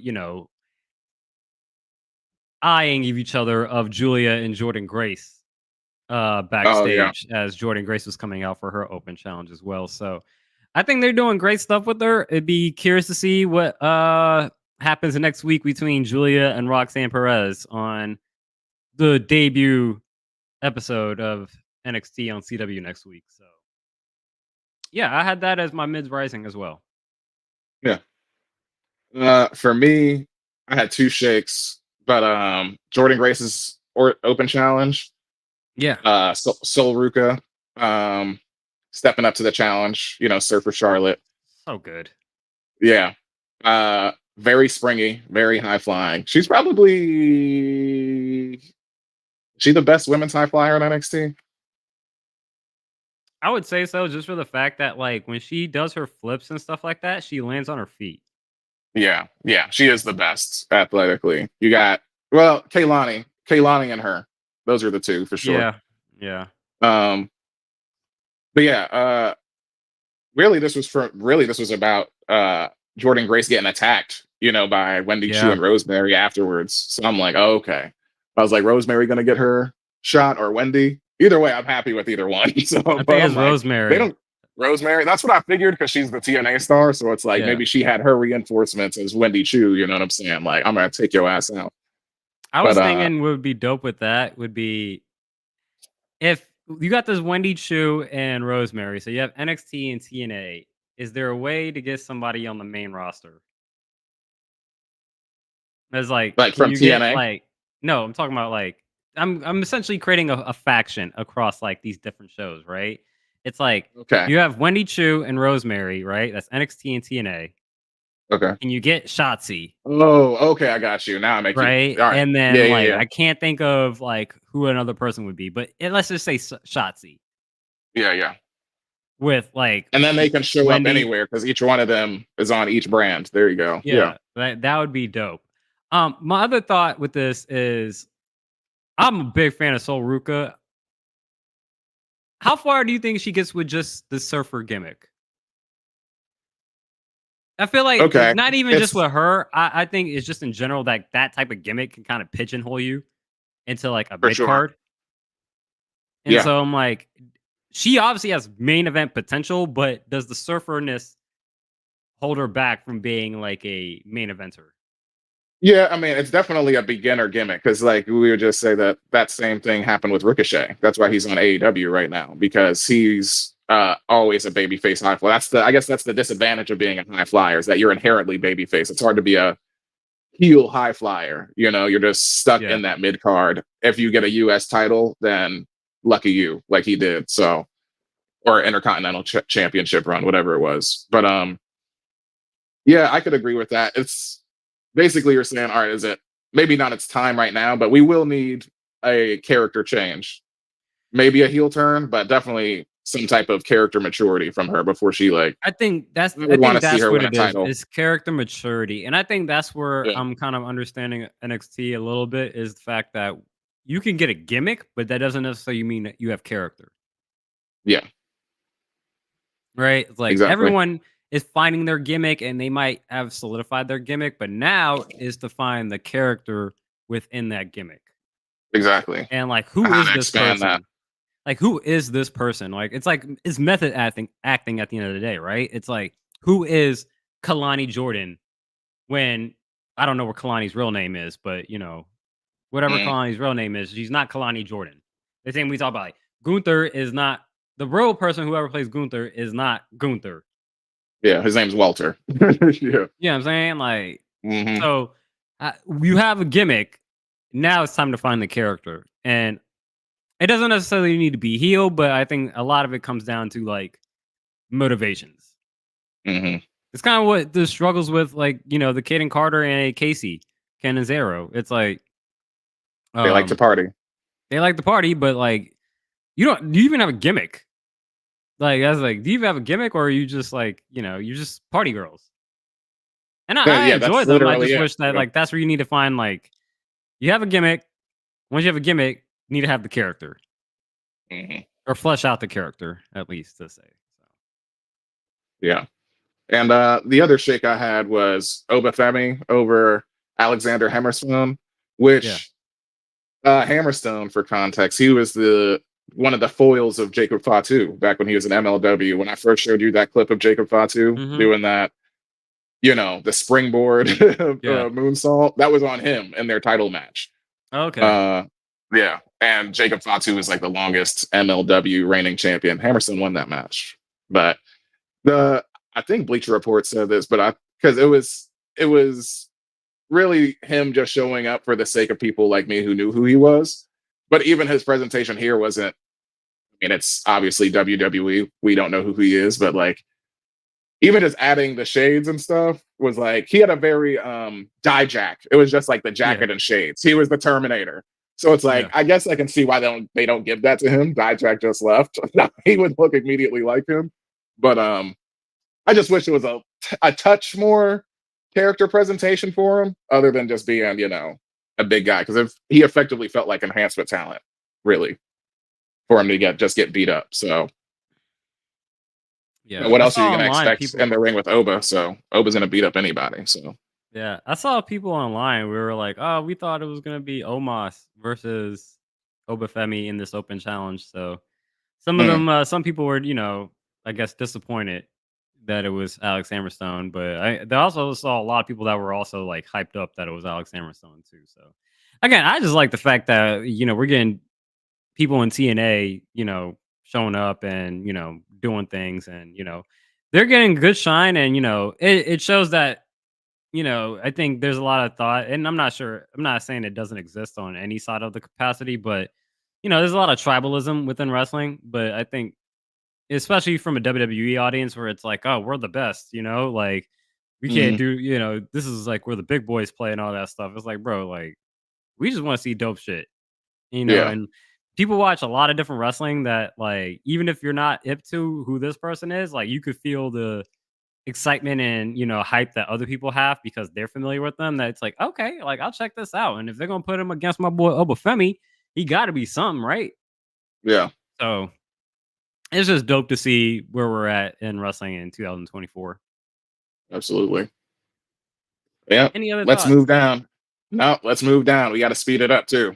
Yeah, yeah, I'll be quick with what I learned this week. Joaquin Wild created the OG Ring of Honor logo and tagline when he was 15. I found this when I was Yeah. scrolling through Twitter. He created it in the very first Ring of Honor logo and tagline in 2002 at the age of 15. And I was like, because when I first heard he was 15, I was like, how old is this man? Yeah. I thought this man was like, 26 or something like that. It was like 15. Mm, 15. 2002. So he's like only what, 3 years older than us? yeah. So no, he's like 38 right now, 37. So not that Yeah. bad, but yeah, that's dope. Created the first logo. He said, "Shout out to Paint Shop Pro 6." You know what I'm saying? It's Like he funny as ain't hell. not even like a real like design editor. He made this joint in Paint.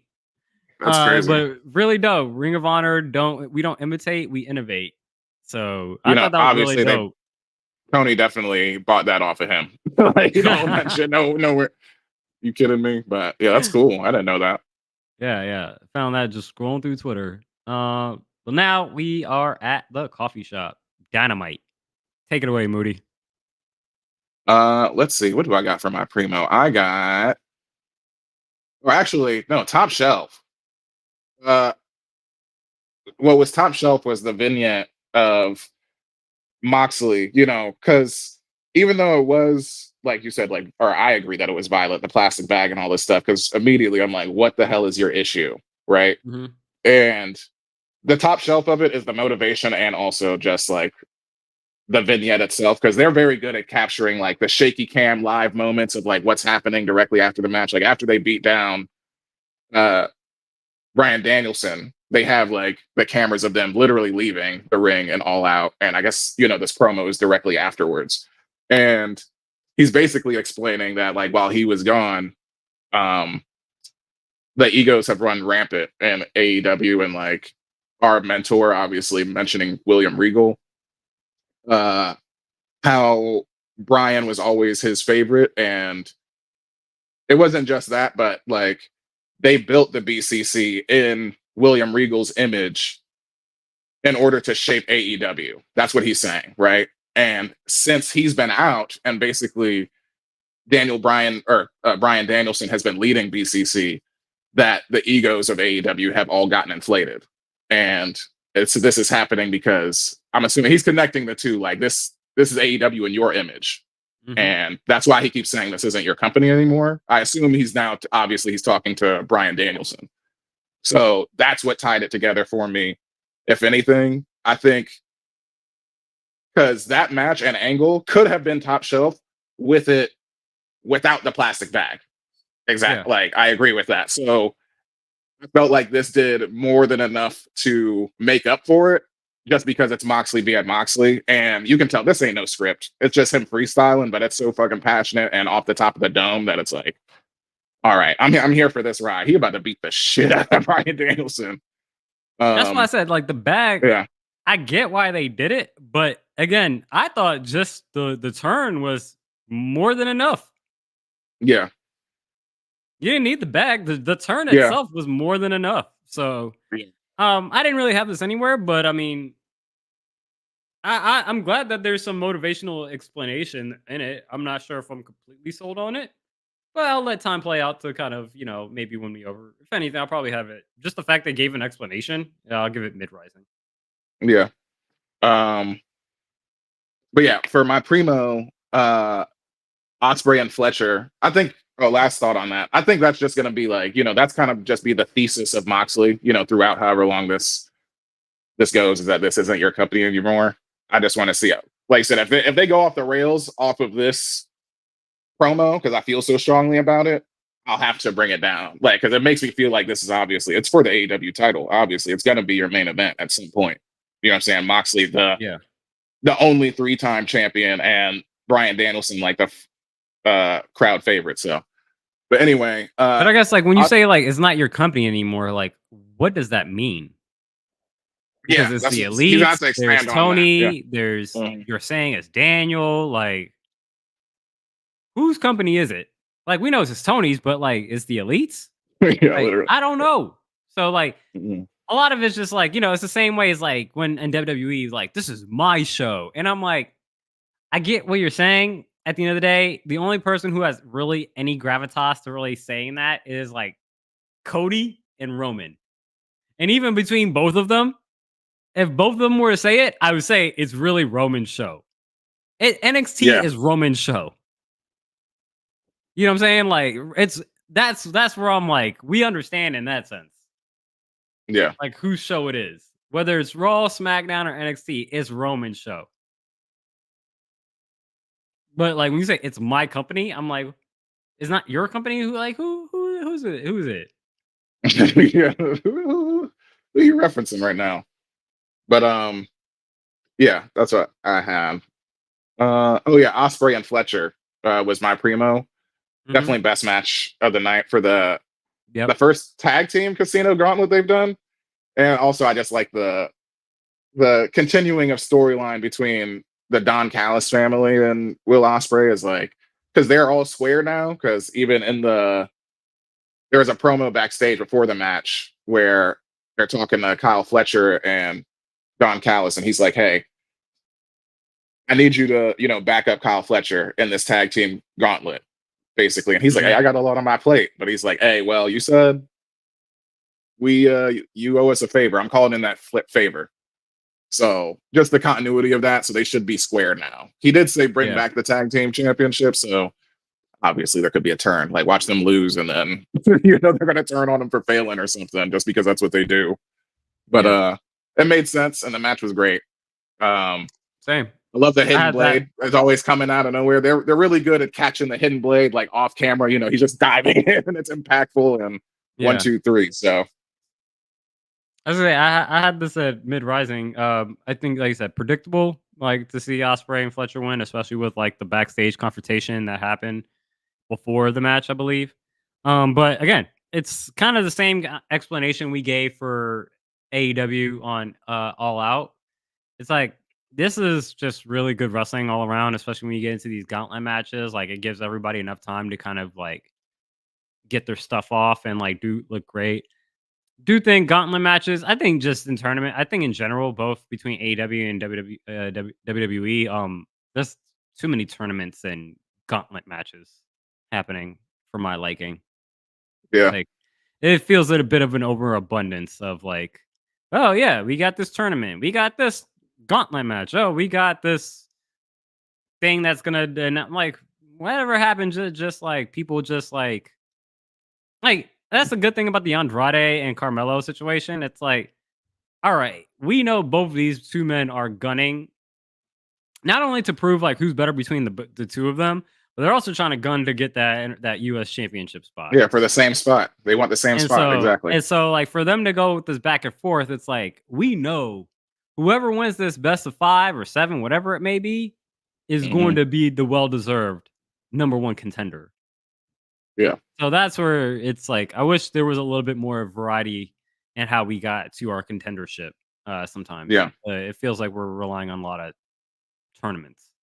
And then definitely, I think that goes to us, just as like, since we've been covering this on our pod, just like obviously we're always like talking about like, yeah, we got this many like PLEs, this Mhm. week. It's like, so those tournaments, they're just holding that pay-per-view cycle. So when you add the two Exactly. you add WWE and AEW together, it's like there's always some kind of like tournament, you can basically, Yeah. or contendership that's like gonna be on the line, like multi-man situation. So yeah. Yeah.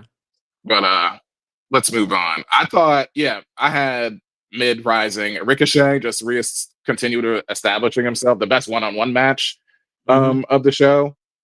Sammy Guevara, like people might have forgot about him.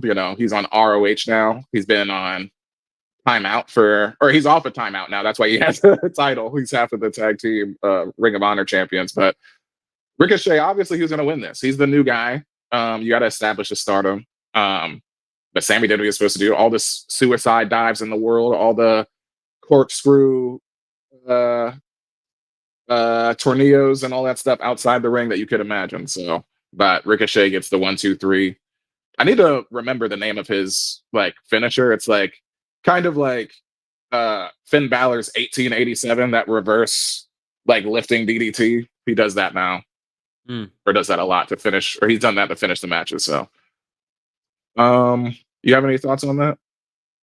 I mean, again, I thought that was a good match. I mean, again, Ricochet and Sammy, I mean, they're gonna do what they do. I mean, obviously, they're both kind of like high flyers and just very acrobatic in themselves. So, uh, again, it was a good match. None I would, none I'm too high on, none too low on. I thought it was just a good televised match. Yeah. Next on mids, because I had to like wrap this storyline up in my head. Moxley and Darby Allin coming face to Yeah. face in the ring, because he had called him out 2 weeks ago and all this stuff. And it's like, all right, what does he want? And he wants his title shot from Grand Slam, which is on the 25th. And for me, I also had to go back in my memory. I'm like, when did this happen? So I had to look up, cagematch.com. Like, I knew he earned a title shot, but when was it? And it was back in July 24th. He won this uh, they called it it was like the Royal Mayhem match or something, but it was like 20 men, and that was the that carried the weight of like the whole show. Okay, That I was think like I remember 45 that. minutes long. Yeah. Yeah. So he won that, and that was for the title shot at Grand Slam. So I'm like, okay, that's where that's from. But once again, Marina These Shafir. tournaments, man. Yeah, Because we also had the Owen.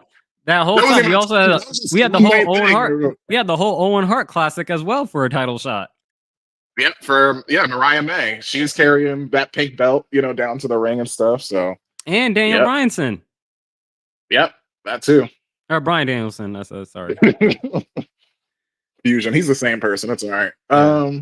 To get to my shake, Mariah May, I thought it was interesting because at least she said something important. She was complaining about not being able to like have her championship celebration yet.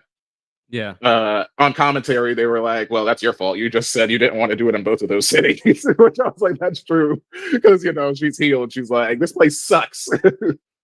But that also goes back to me giving Tony Khan Reggie, because I'm like, you shouldn't have even planned or booked 2 championship women's title celebrations on the same night. That don't even make sense. But she beat Queen Aminata, who's on Ring of Honor brand. Awesome.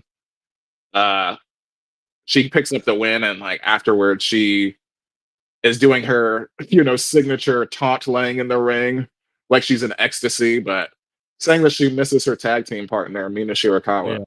She hasn't seen her, talk to her from since she beat Tony Storm, so she misses her. Storyline, I'm sure. So I'll look forward to that. And Okada gloating about how easy his title defense was. He's just having a great time in his character. He's like crying about how hard it was, or not how hard. He was like, I had to dig into my stomach, and I just knew it would be so easy. Yeah. The easiest win of my life. I like that more. I like that more than the bitch part. Like, I was like, that was really well done when he did that. I was like, oh, he had me. I was like, oh, you got me. Yeah. I really believed it. Mm-hmm. And then we finally get a straight up one-on-one face-to-face. So we know that's down the line, as I told you before, with Takeshita. So yeah, both of those will be coming, I'm sure. But that's all I had from Dynamite. Yeah, I wanted to go back just a little. The Moxley Darby, I thought it was good. I thought it was good. Darby's not the best promo, but again, like how old? Darby's not that old, right? He's still in his like mid-20s, right? Yeah, I'm sure of it. Yeah, so like he could work that out, but again, I think Darby has some character to him, so that's good. Not only does he have a gimmick, I do think he has some character to him. He's 31. Huh. Yeah, born in 93. Okay. Still, still young, relatively, Other thing I wanted to call out, you called out a few ROH people that showed up on the show. I wanted to call out one more. Mace and Mansoor were on that tag team gauntlet match. Oh, yeah, hell yeah. I enjoy them a lot. They're so good. The MXM collection, yeah. Yeah. And even I love tag team, when you have tag team signature moves, and like when they went on their little sequence and just, because I hadn't seen it before. I don't know if they've done it in WWE, but just like the last part of it is Mace's, hip check, like the ass, and then they like, turn and do the pose. I was like, I don't know if they've done that, but yeah, I just enjoy them. They're silly. I still like they're so good. That would have been a good feud between them and Pretty Deadly. I don't know why we never got that. That was it right there. That's a dream on our promotion. That's a dream. That's up for the tag team titles, like the inaugural tag team titles right there. That'd be so good. Yeah, that'd be awesome. Just a pose off. Like that's leading our indie card for real. Anything else we gotta talk about on the coffee shop? No, that's all I had. It is Thursday. Let's get to Thursday. We have some current events. Yeah. So Pro Wrestling Illustrated came out with their annual top 500. Do you have the article up yet? Did you see the top 10? I heard the top 10. I'll bring it up right now. I know like, Cody was one, right? Yep, I was gonna ask who's 1 and 2, because I'm sure that I think it would be a sweep either way. You would get them both right. Yeah, I got it up right now. So we got Swerve at 2. Yeah. Ospreay at 3. Rollins 4, Tetsuya Ni- Naito? Naito. Yeah, Tetsuya Naito? Naito. Yep, Damian Priest at 6, MJF, John Moxley, Gunther, and Mystico at 10. That is wild that there is not a single woman that I could see in this list until we get to.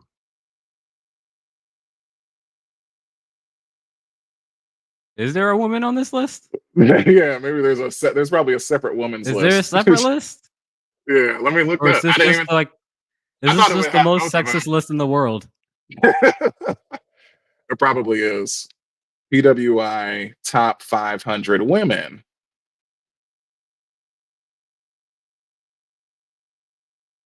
Okay. All right. Oh wait, no, that's the men's. What the heck? No, there's Jessica Troy at number 99. Oh, what? Oh, it's sexism. Yeah, that's crazy. All right, that's what we're doing here. That's crazy. Oh yeah, Disrespect, the misogyny. See, the now I'm upset. misogyny. The misogyny, like, No Bianca on here. No Naya. They got Joe Hendry above Obafemi. That's wild. This is why yeah, these lists are just made to make you angry. right. Yeah, The heck? Why did this? there's only one woman on this list. At least the way as far as I've come across. So yeah, maybe the women's hasn't come out yet. No, I said they got one woman on here at 99. That's ridiculous. Anyway, but yeah, that came out. That's your top 10 for the year. Cody, Swerve, Will Ospreay, Seth Rollins, Tetsuya Naito, Damian Priest, MJF, Moxley, Gunther, and Mystico. Yeah, the top 3 makes sense. Yeah, not mad at any of that. I would put Gunther a little higher. I'd definitely put him higher than Moxley. I put him high. Gunther's. Gunther's I above. put him. I put him. I put him. Gunther should be third, honestly. I got him at. I'm fighting with Seth right now at 4. I'd still have. I mean, it takes rejiggering. As long as Intercontinental reign and he's WWE Heavyweight Champion, like that's more than Ospreay, who probably sat out most of the year. He's been putting on. There was MJF who was hurt. Ospreay's been fine. Debuted in AEW. I mean, wasn't there like a bit of a break between before he debuted in AEW and like him just kind of like negotiating? He was doing New Japan and indie dates. He was still wrestling during that time. So, but yeah, I just the longest reigning Intercontinental reign, the WrestleMania-ness of it, the King of the Ring. He's without a doubt top 5. I would argue. Yeah, he's without a doubt top 5, and he's higher than Damian Priest. He's higher than MJF. He's higher than Moxley. He's higher than Damian Priest for sure. And I'm a Seth guy. He's higher than Moxley. Seth. He's higher than Moxley. I got him. I would still have Seth there, I think. But I mean, anyway, that's enough on PWI. Very disappointing, though, that they're very sexist. Yeah. And to not have like Jade Cargill up there, Bailey. Come on now. But let's get into the week, the book of wrestling, as I call the song.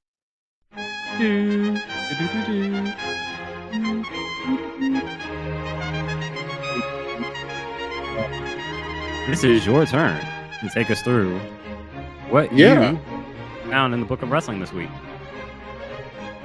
Yeah, what I found, we'll start oldest back. I mean, both of these are somber, but okay. It's been long enough. It's not too soon or anything.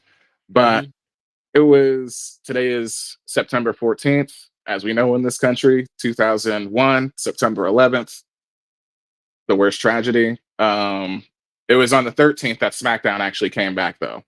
And I did rewatch the entrance to it. Vince McMahon does give like a very inspired American spirit speech, exactly what you want to hear.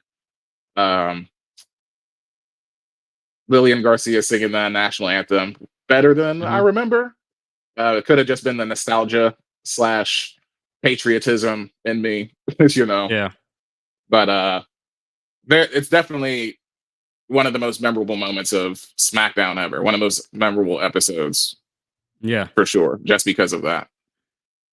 And That was the first. I believe that was the first like national like event to happen after yeah, the September it, 11th, because like they yeah, delayed the World Series and everything like that. So this was like the first like public gathering mm, since that Tuesday. yeah.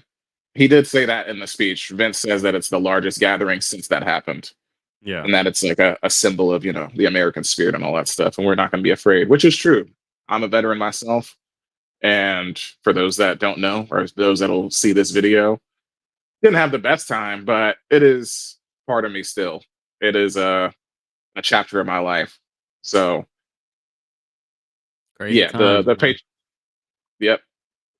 And we were in sixth grade. I remember being in Miss Powers' sixth Yeah. grade English class. Yeah, yeah. We were in homeroom and I'm like 10 minutes away from the Pentagon. And it was always the debate whether it was like construction at the school or if we heard the plane crash. But like there was a rumble. Like I heard and we heard a rumble. And like I said, we're 10 minutes down the road from the Pentagon. And if a plane goes through a building, you'd think that you would hear, something to that degree.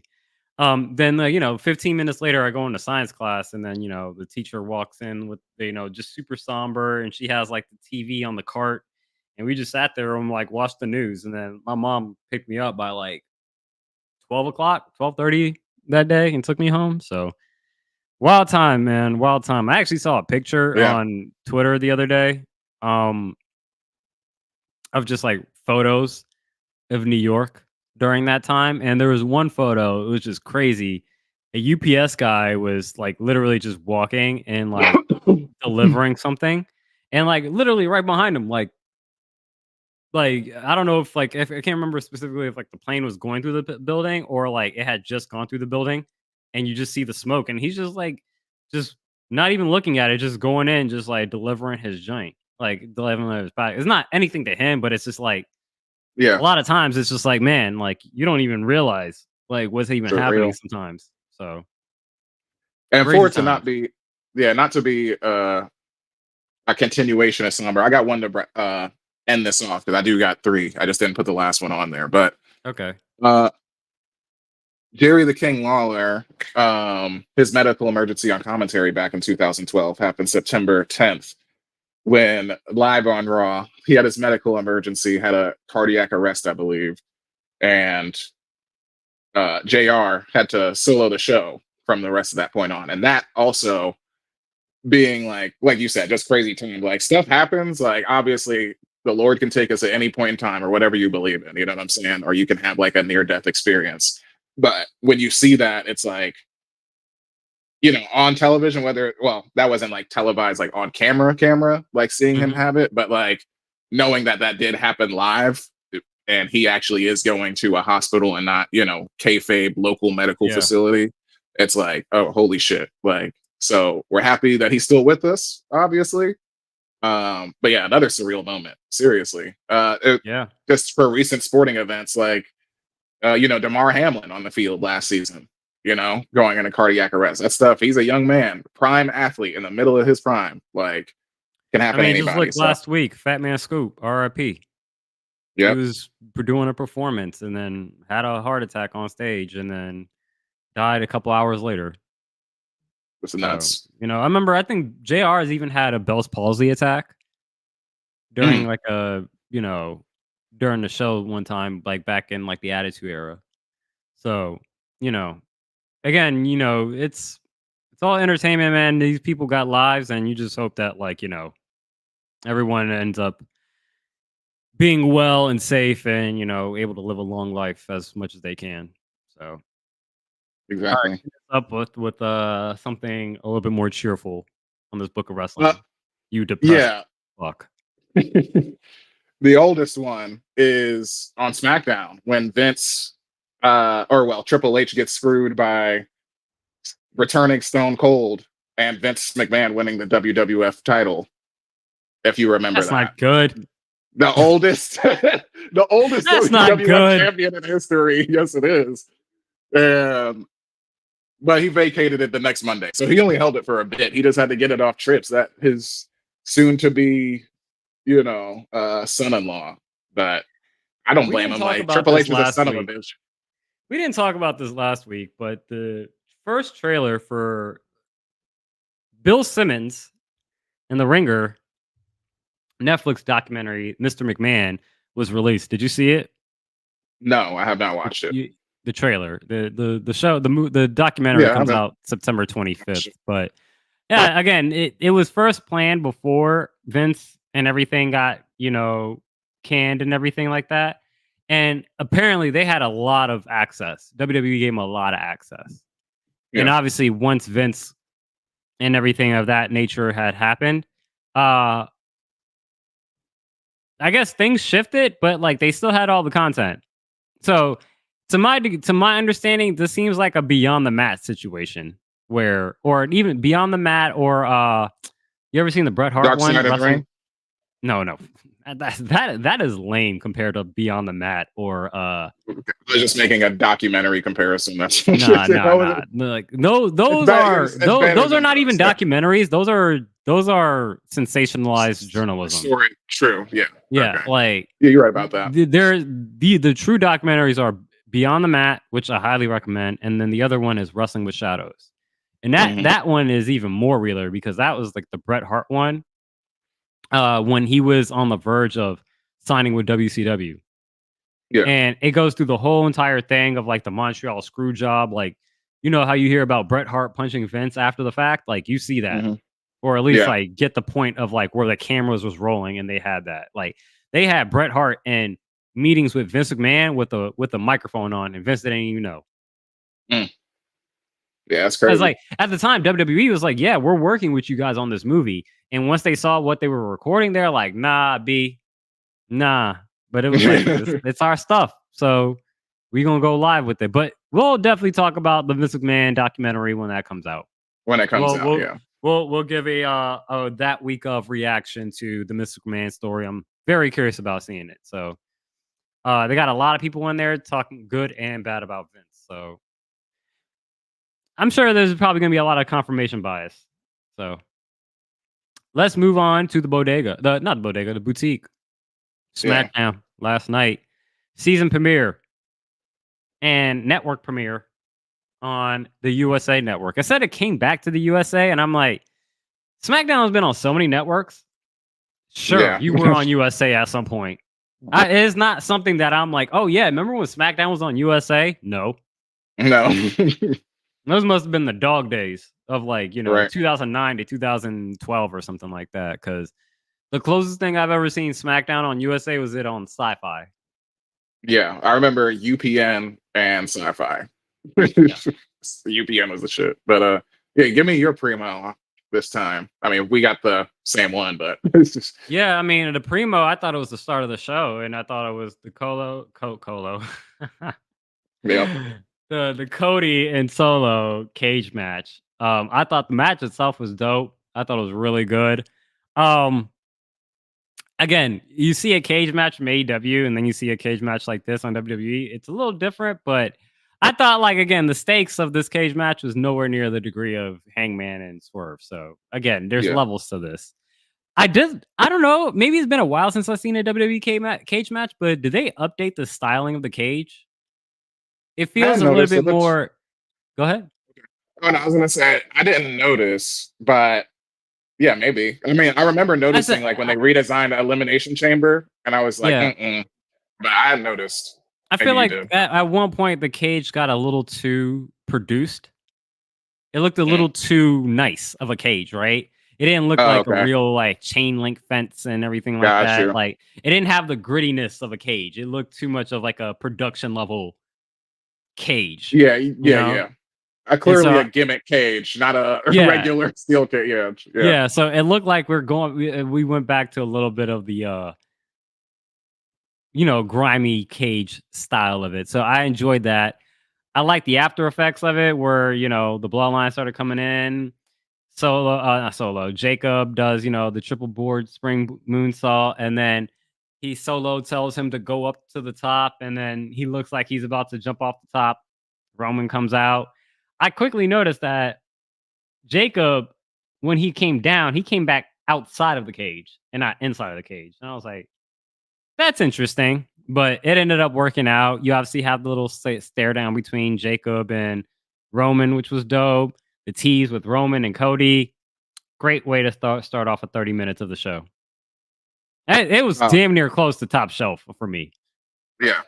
Awesome stuff. And then this is like the strength of having like such a meaty and like well written story for like a group like the Bloodline and like Roman and everything, because you can have all of these multiple segments where now in the main event we're talking about, or the fit to finish off the show, we're talking about the get back that obviously Roman wants, and he's having his segment saying he doesn't need Cody's help, but guess who comes out there for the save effectively on Cody? It's Roman. And Cody is the one who comes out and signs that contract. But against so we are getting the yin and yang brothers, together against the Bloodline. They got the common enemy. I hope it's just for the moment. I just hope it's for the moment. I personally don't care for the Cody Roman tag team. Yeah. But sure, I'll go for it for storyline. But as soon as Cody and Roman win, Roman better Superman punch the hell out of Cody. I think this is like one of those cases where it's like because they are such eternal rivals. I think this is the perfect time for us to see that like possible in the future. I'm not saying there'll be a tag team, winning 5 times together in the future, but just for us to see like with them, both of them effectively or not effectively still being at the top of the game. You could say Roman is knocked down a peg, but he's still the tribal chief and like, was outside of kayfabe champion for 3 years, and inside of kayfabe untouchable until Cody came. So I think it is just for the time being, like you said, because I don't think that Cody's got to worry about his championship, which that does have to do with Solo. But once they're taken care of, like, you can always have Challenger of the Week because Roman is going to be the one that wants to take it off of him, obviously. Yeah, I mean, I think for Roman, it's like, don't forget, Cody, we still got beef. I'm still eyeing that title. But for sure. The first thing, priorities. Priorities first. Family, I got to handle this family business. But don't think I forgot about you. Exactly. So, I thought it was a great start to the show. I thought, again, it could have been top shelf, but again, I don't really care for the tag team. I think that's more of like a moneymaker thing more than like a storyline thing. Yeah, exactly. To a degree. But I'm not going to say the match is not going to be dope. So, primo for that. Go ahead.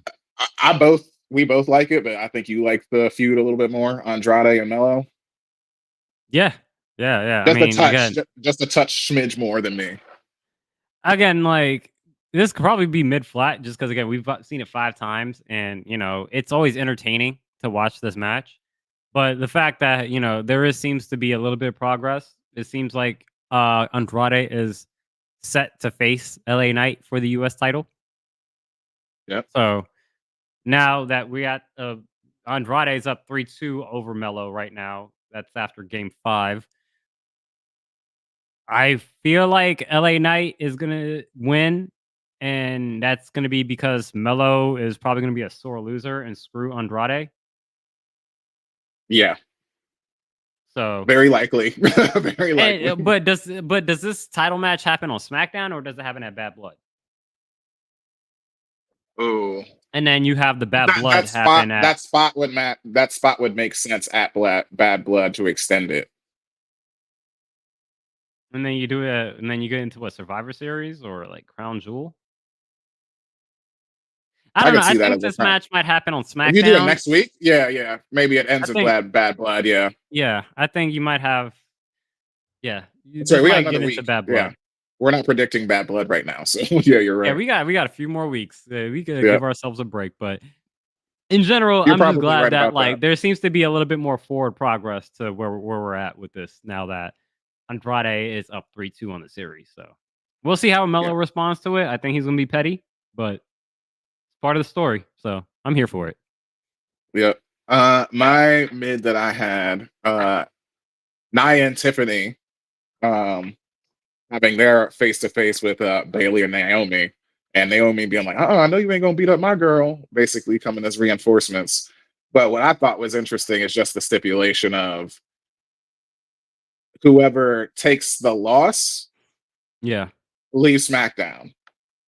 So obviously, we're not predict. I mean, might as well. I don't think either one of them is leaving. So I Yeah. think that's a point of contention where Tiffy takes the L, and that's just a reason for Nia to just treat her like shit more until Are they both pinning Tiffany? Oh, that would be awesome. That would be funny as hell. Because Like it's you're like definitely the it weakest said link. like whoever doesn't get the what was the Oh, stipulation again? It was like whoever takes or whoever wins will get the title shot versus me. She said. and Whoever like gets a whoever and if they whoever lose, yeah whoever takes the pin, they're off of SmackDown. Like they got to leave yeah. SmackDown. So really, And it's like, all right, who's getting the pin, Naomi or they talked Bailey? about like this is not going to be a triple threat. Just Uh. automatically says that it's going to be a triple threat. So I'm like, okay, is Nia going to be the one taking the pin and having two people on her, or is it going to be Tiffany Do you want to having see two, Nia get pinned? or Absolutely not. You don't want to see Nia get pinned. maybe they're both pinned. Yeah, Like both of them are pinned at the same time I think it's more. by each other. So Yeah, either I way, think this it's is going to more. turn into a triple threat. Yeah, I think it's just it's the most predictable route. I think Tiffy takes it, and then yeah, triple threat with like you said, maybe they pin them both at the boat or pin her both at the same time, which I hadn't thought of. But yeah, you're right. The other thing with this, because I did like how the segment ended up. I like how Bailey was taking shots at Nia and Tiffany's relationship, and trying to create some cracks into it. Um, I honestly thought Charlotte was going to come back. Bruh, we're on the same wavelength because I got annoyed. I got actually annoyed at the thought of that because I was like, she would be the one to come in here and figure eight this fucking You title didn't off want of Charlotte Nia. to come out. I don't, well, just as a whole, I don't want Charlotte to taking the belt off of Nia. I don't want And no that. one says she had to take it off of her, but Charlotte and Bro, Nia are Charlotte's best not, friends in real life, and that's a match. Queen Charlotte versus Queen Nia. but you're not bringing her back and making her lose, which is my point. And then Charlotte, she already came back before. She don't stand Charlotte the can get line. She screwed by is the line. somebody. She is Charlotte the can get line. screwed. Charlotte can get screwed by Tiffany. Sure. All right. I'm down for that. I'm down for that. Put her in the match. Let Tiffany screw her over, whatever. But I don't want the whole thought of, I don't want Charlotte anywhere near Yeah, Nia because because I'm that scared of her breaking her father's record. They're just going to do it for that. So she can have 17 what is she women's at? What is she at? championships. What is she at She's right at now? 14. She's tied with She Triple at H 14. Okay, and I Randy thought she was Orton. at She's 11 tied or with them. something. I thought she Nope. was at 11. Yeah. She's a monster, yo. But Shake for me, Michin over Piper Niven. But gets beat down afterward. That just did I didn't think nothing. Michin would win this. I thought Piper would, but I'm glad that she did. Yeah, but the whole point of like beating her is to like make that mean something. So that's Yeah. why it's like in Shake, where I'm like, all right, this was for me, this is just a match for the sake of a match, really. Like a TV loose end kind of thing. This isn't any this was the bathroom break. Hate to say it, but I think we're getting. I think we're getting. We're gonna get an announcement of a women's mid card title soon. yeah. Because I think that's where we're setting up for. Again, Michin, Piper. You probably throw Chelsea in there. You talk about Naomi. Mm-hmm. Maybe Tiffany. As a Yeah. quest mission given by Nia. Bring it Um, home. so I definitely do think, like, it doesn't seem like something now, but maybe this is me wishful thinking. I do think we might get some more out of this coming sooner rather than later. Yeah.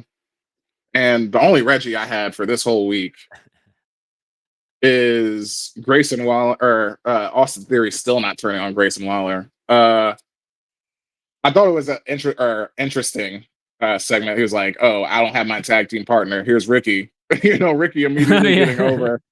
I forget who they said on commentary. He's somebody. He's like some famous wrestler's son, I guess. I think they were joking around because he had a hairy chest. Oh, George the Animal Steel, because George the Animal Steel has like a hairy chest, and so they're like, he looks like he's the son of George the Animal Steel. Oh, okay, I got you.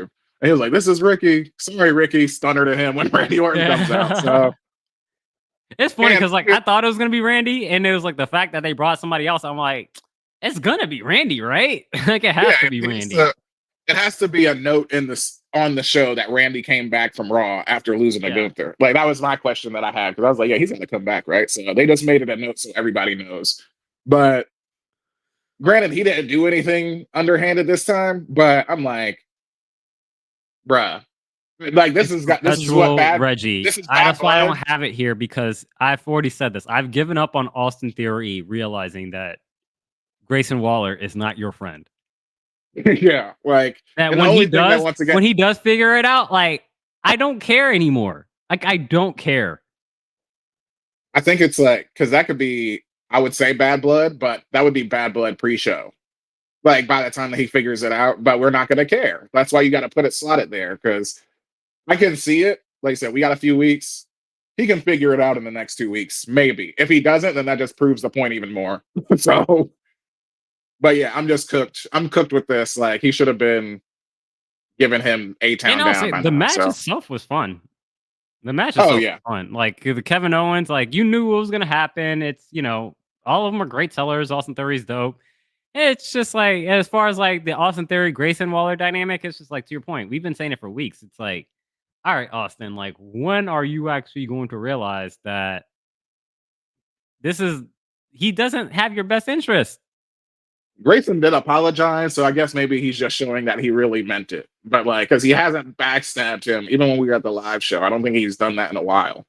So if they're doing this for story context, this is Triple H really caring about this long-term booking of like, see, he's been keeping his word for the last 2 months. It's been boring, and they've been getting their asses kicked.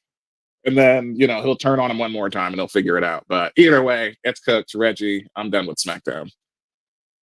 I am done with SmackDown as well. And now we can get to Saturday, and now we don't have a pop-up. We could just get to our champions of the week. Man, all right, so 2 hours and 2 minutes. Yep, I see the clock. You see, I put a cap on that SmackDown real quick. We need to spend no time on that. I got 2 champions this week. Yeah, the ludicrous. What's your fancy to see? Goes to Meg Thee Stallion for being the fantasy of every, I know, like teenage young man right now that's like nerdy. You know what I'm saying? This would be the ultimate thing of her just knowing Megan is into anime. She's into like music, obviously. She's a superstar. She's fine.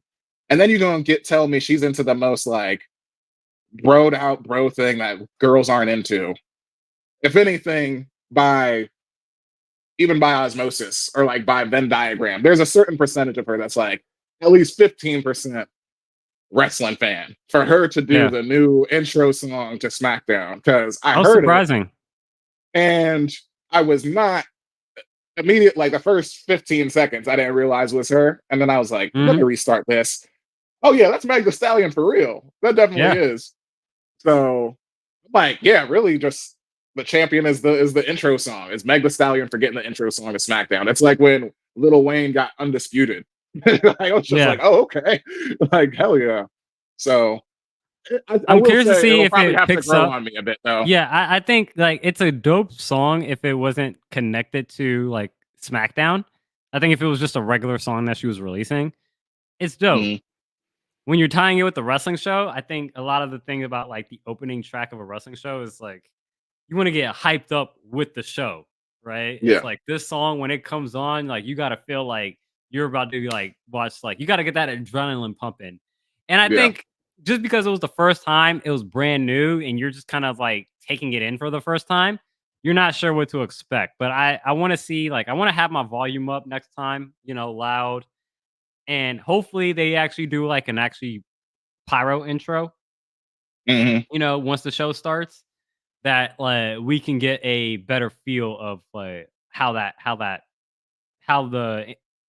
anticipation kind of builds up as we get into the show. So it was dope though. I was not surprised, and they got someone from BTS to Mm, be okay. featured on there. So Because there's a lot of cross appeal. There's a lot of cross appeal on that.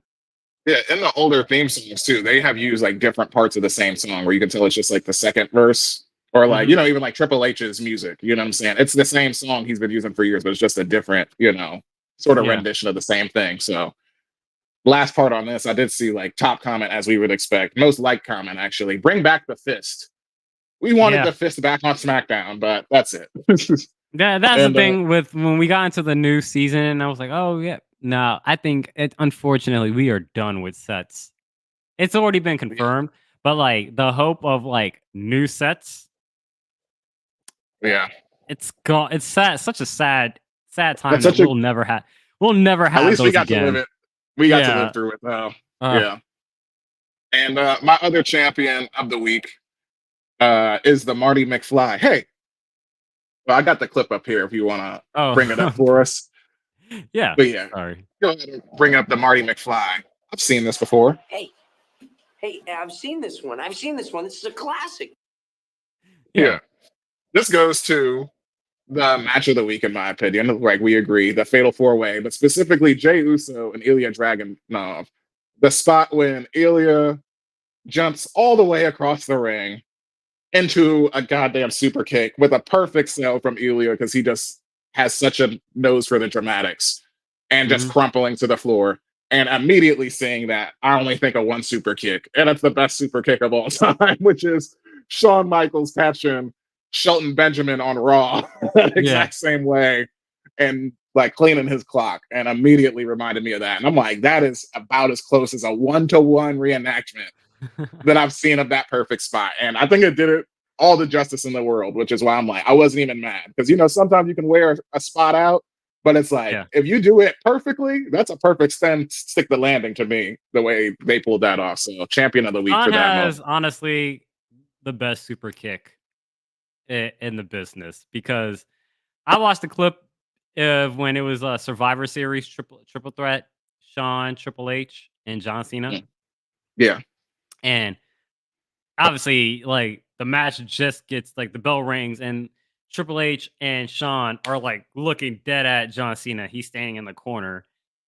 First thing Yep. Shawn does, super kick to Yeah, Triple yeah. H, and he falls off the ring, and then Triple H is like, he's They're dead. like, Shawn oh, shit. I remember Sean is that. just like, I just did that. I just did that. Exactly. So We like Sean, serious. when he hits those super kicks, is just amazing. Yeah. I'm trying not to slack on my champions. I think I might be slacking, so I think I might be up for double duty next week. I Well, don't that's all want right. to I don't want to stall us out anymore for the show, so I will be on the hook for 2 champions next week. Absolutely. A So, recent record. Hey, turn this episode off. We on a recent record. We getting it done under a 210. All right, y'all. 210. Catch us on follow us on all our social media, Instagram, TikTok. You know what I'm saying? Twitch is coming. Don't All the follow that link tree podcasts no and all more. that. Yeah, YouTube, obviously. We're the Wrestling Re-Up on all platforms and the Wrestling Re-Up at gmail.com. Go ahead and send us an email question, what you want us to talk about, anything. And that's all we got. And eventually we'll get on Twitter too. And yes, Twitter, not activists, how you like to say X, because we know where your allegiances lie. But yeah, catch us all next week. We on officially on episode 10. We in the double digits. So we got 90 more episodes until we get to the triple digits. So that's about 2 years. So we'll see if we make it that long. Well, But all right, y'all. Peace. later, family.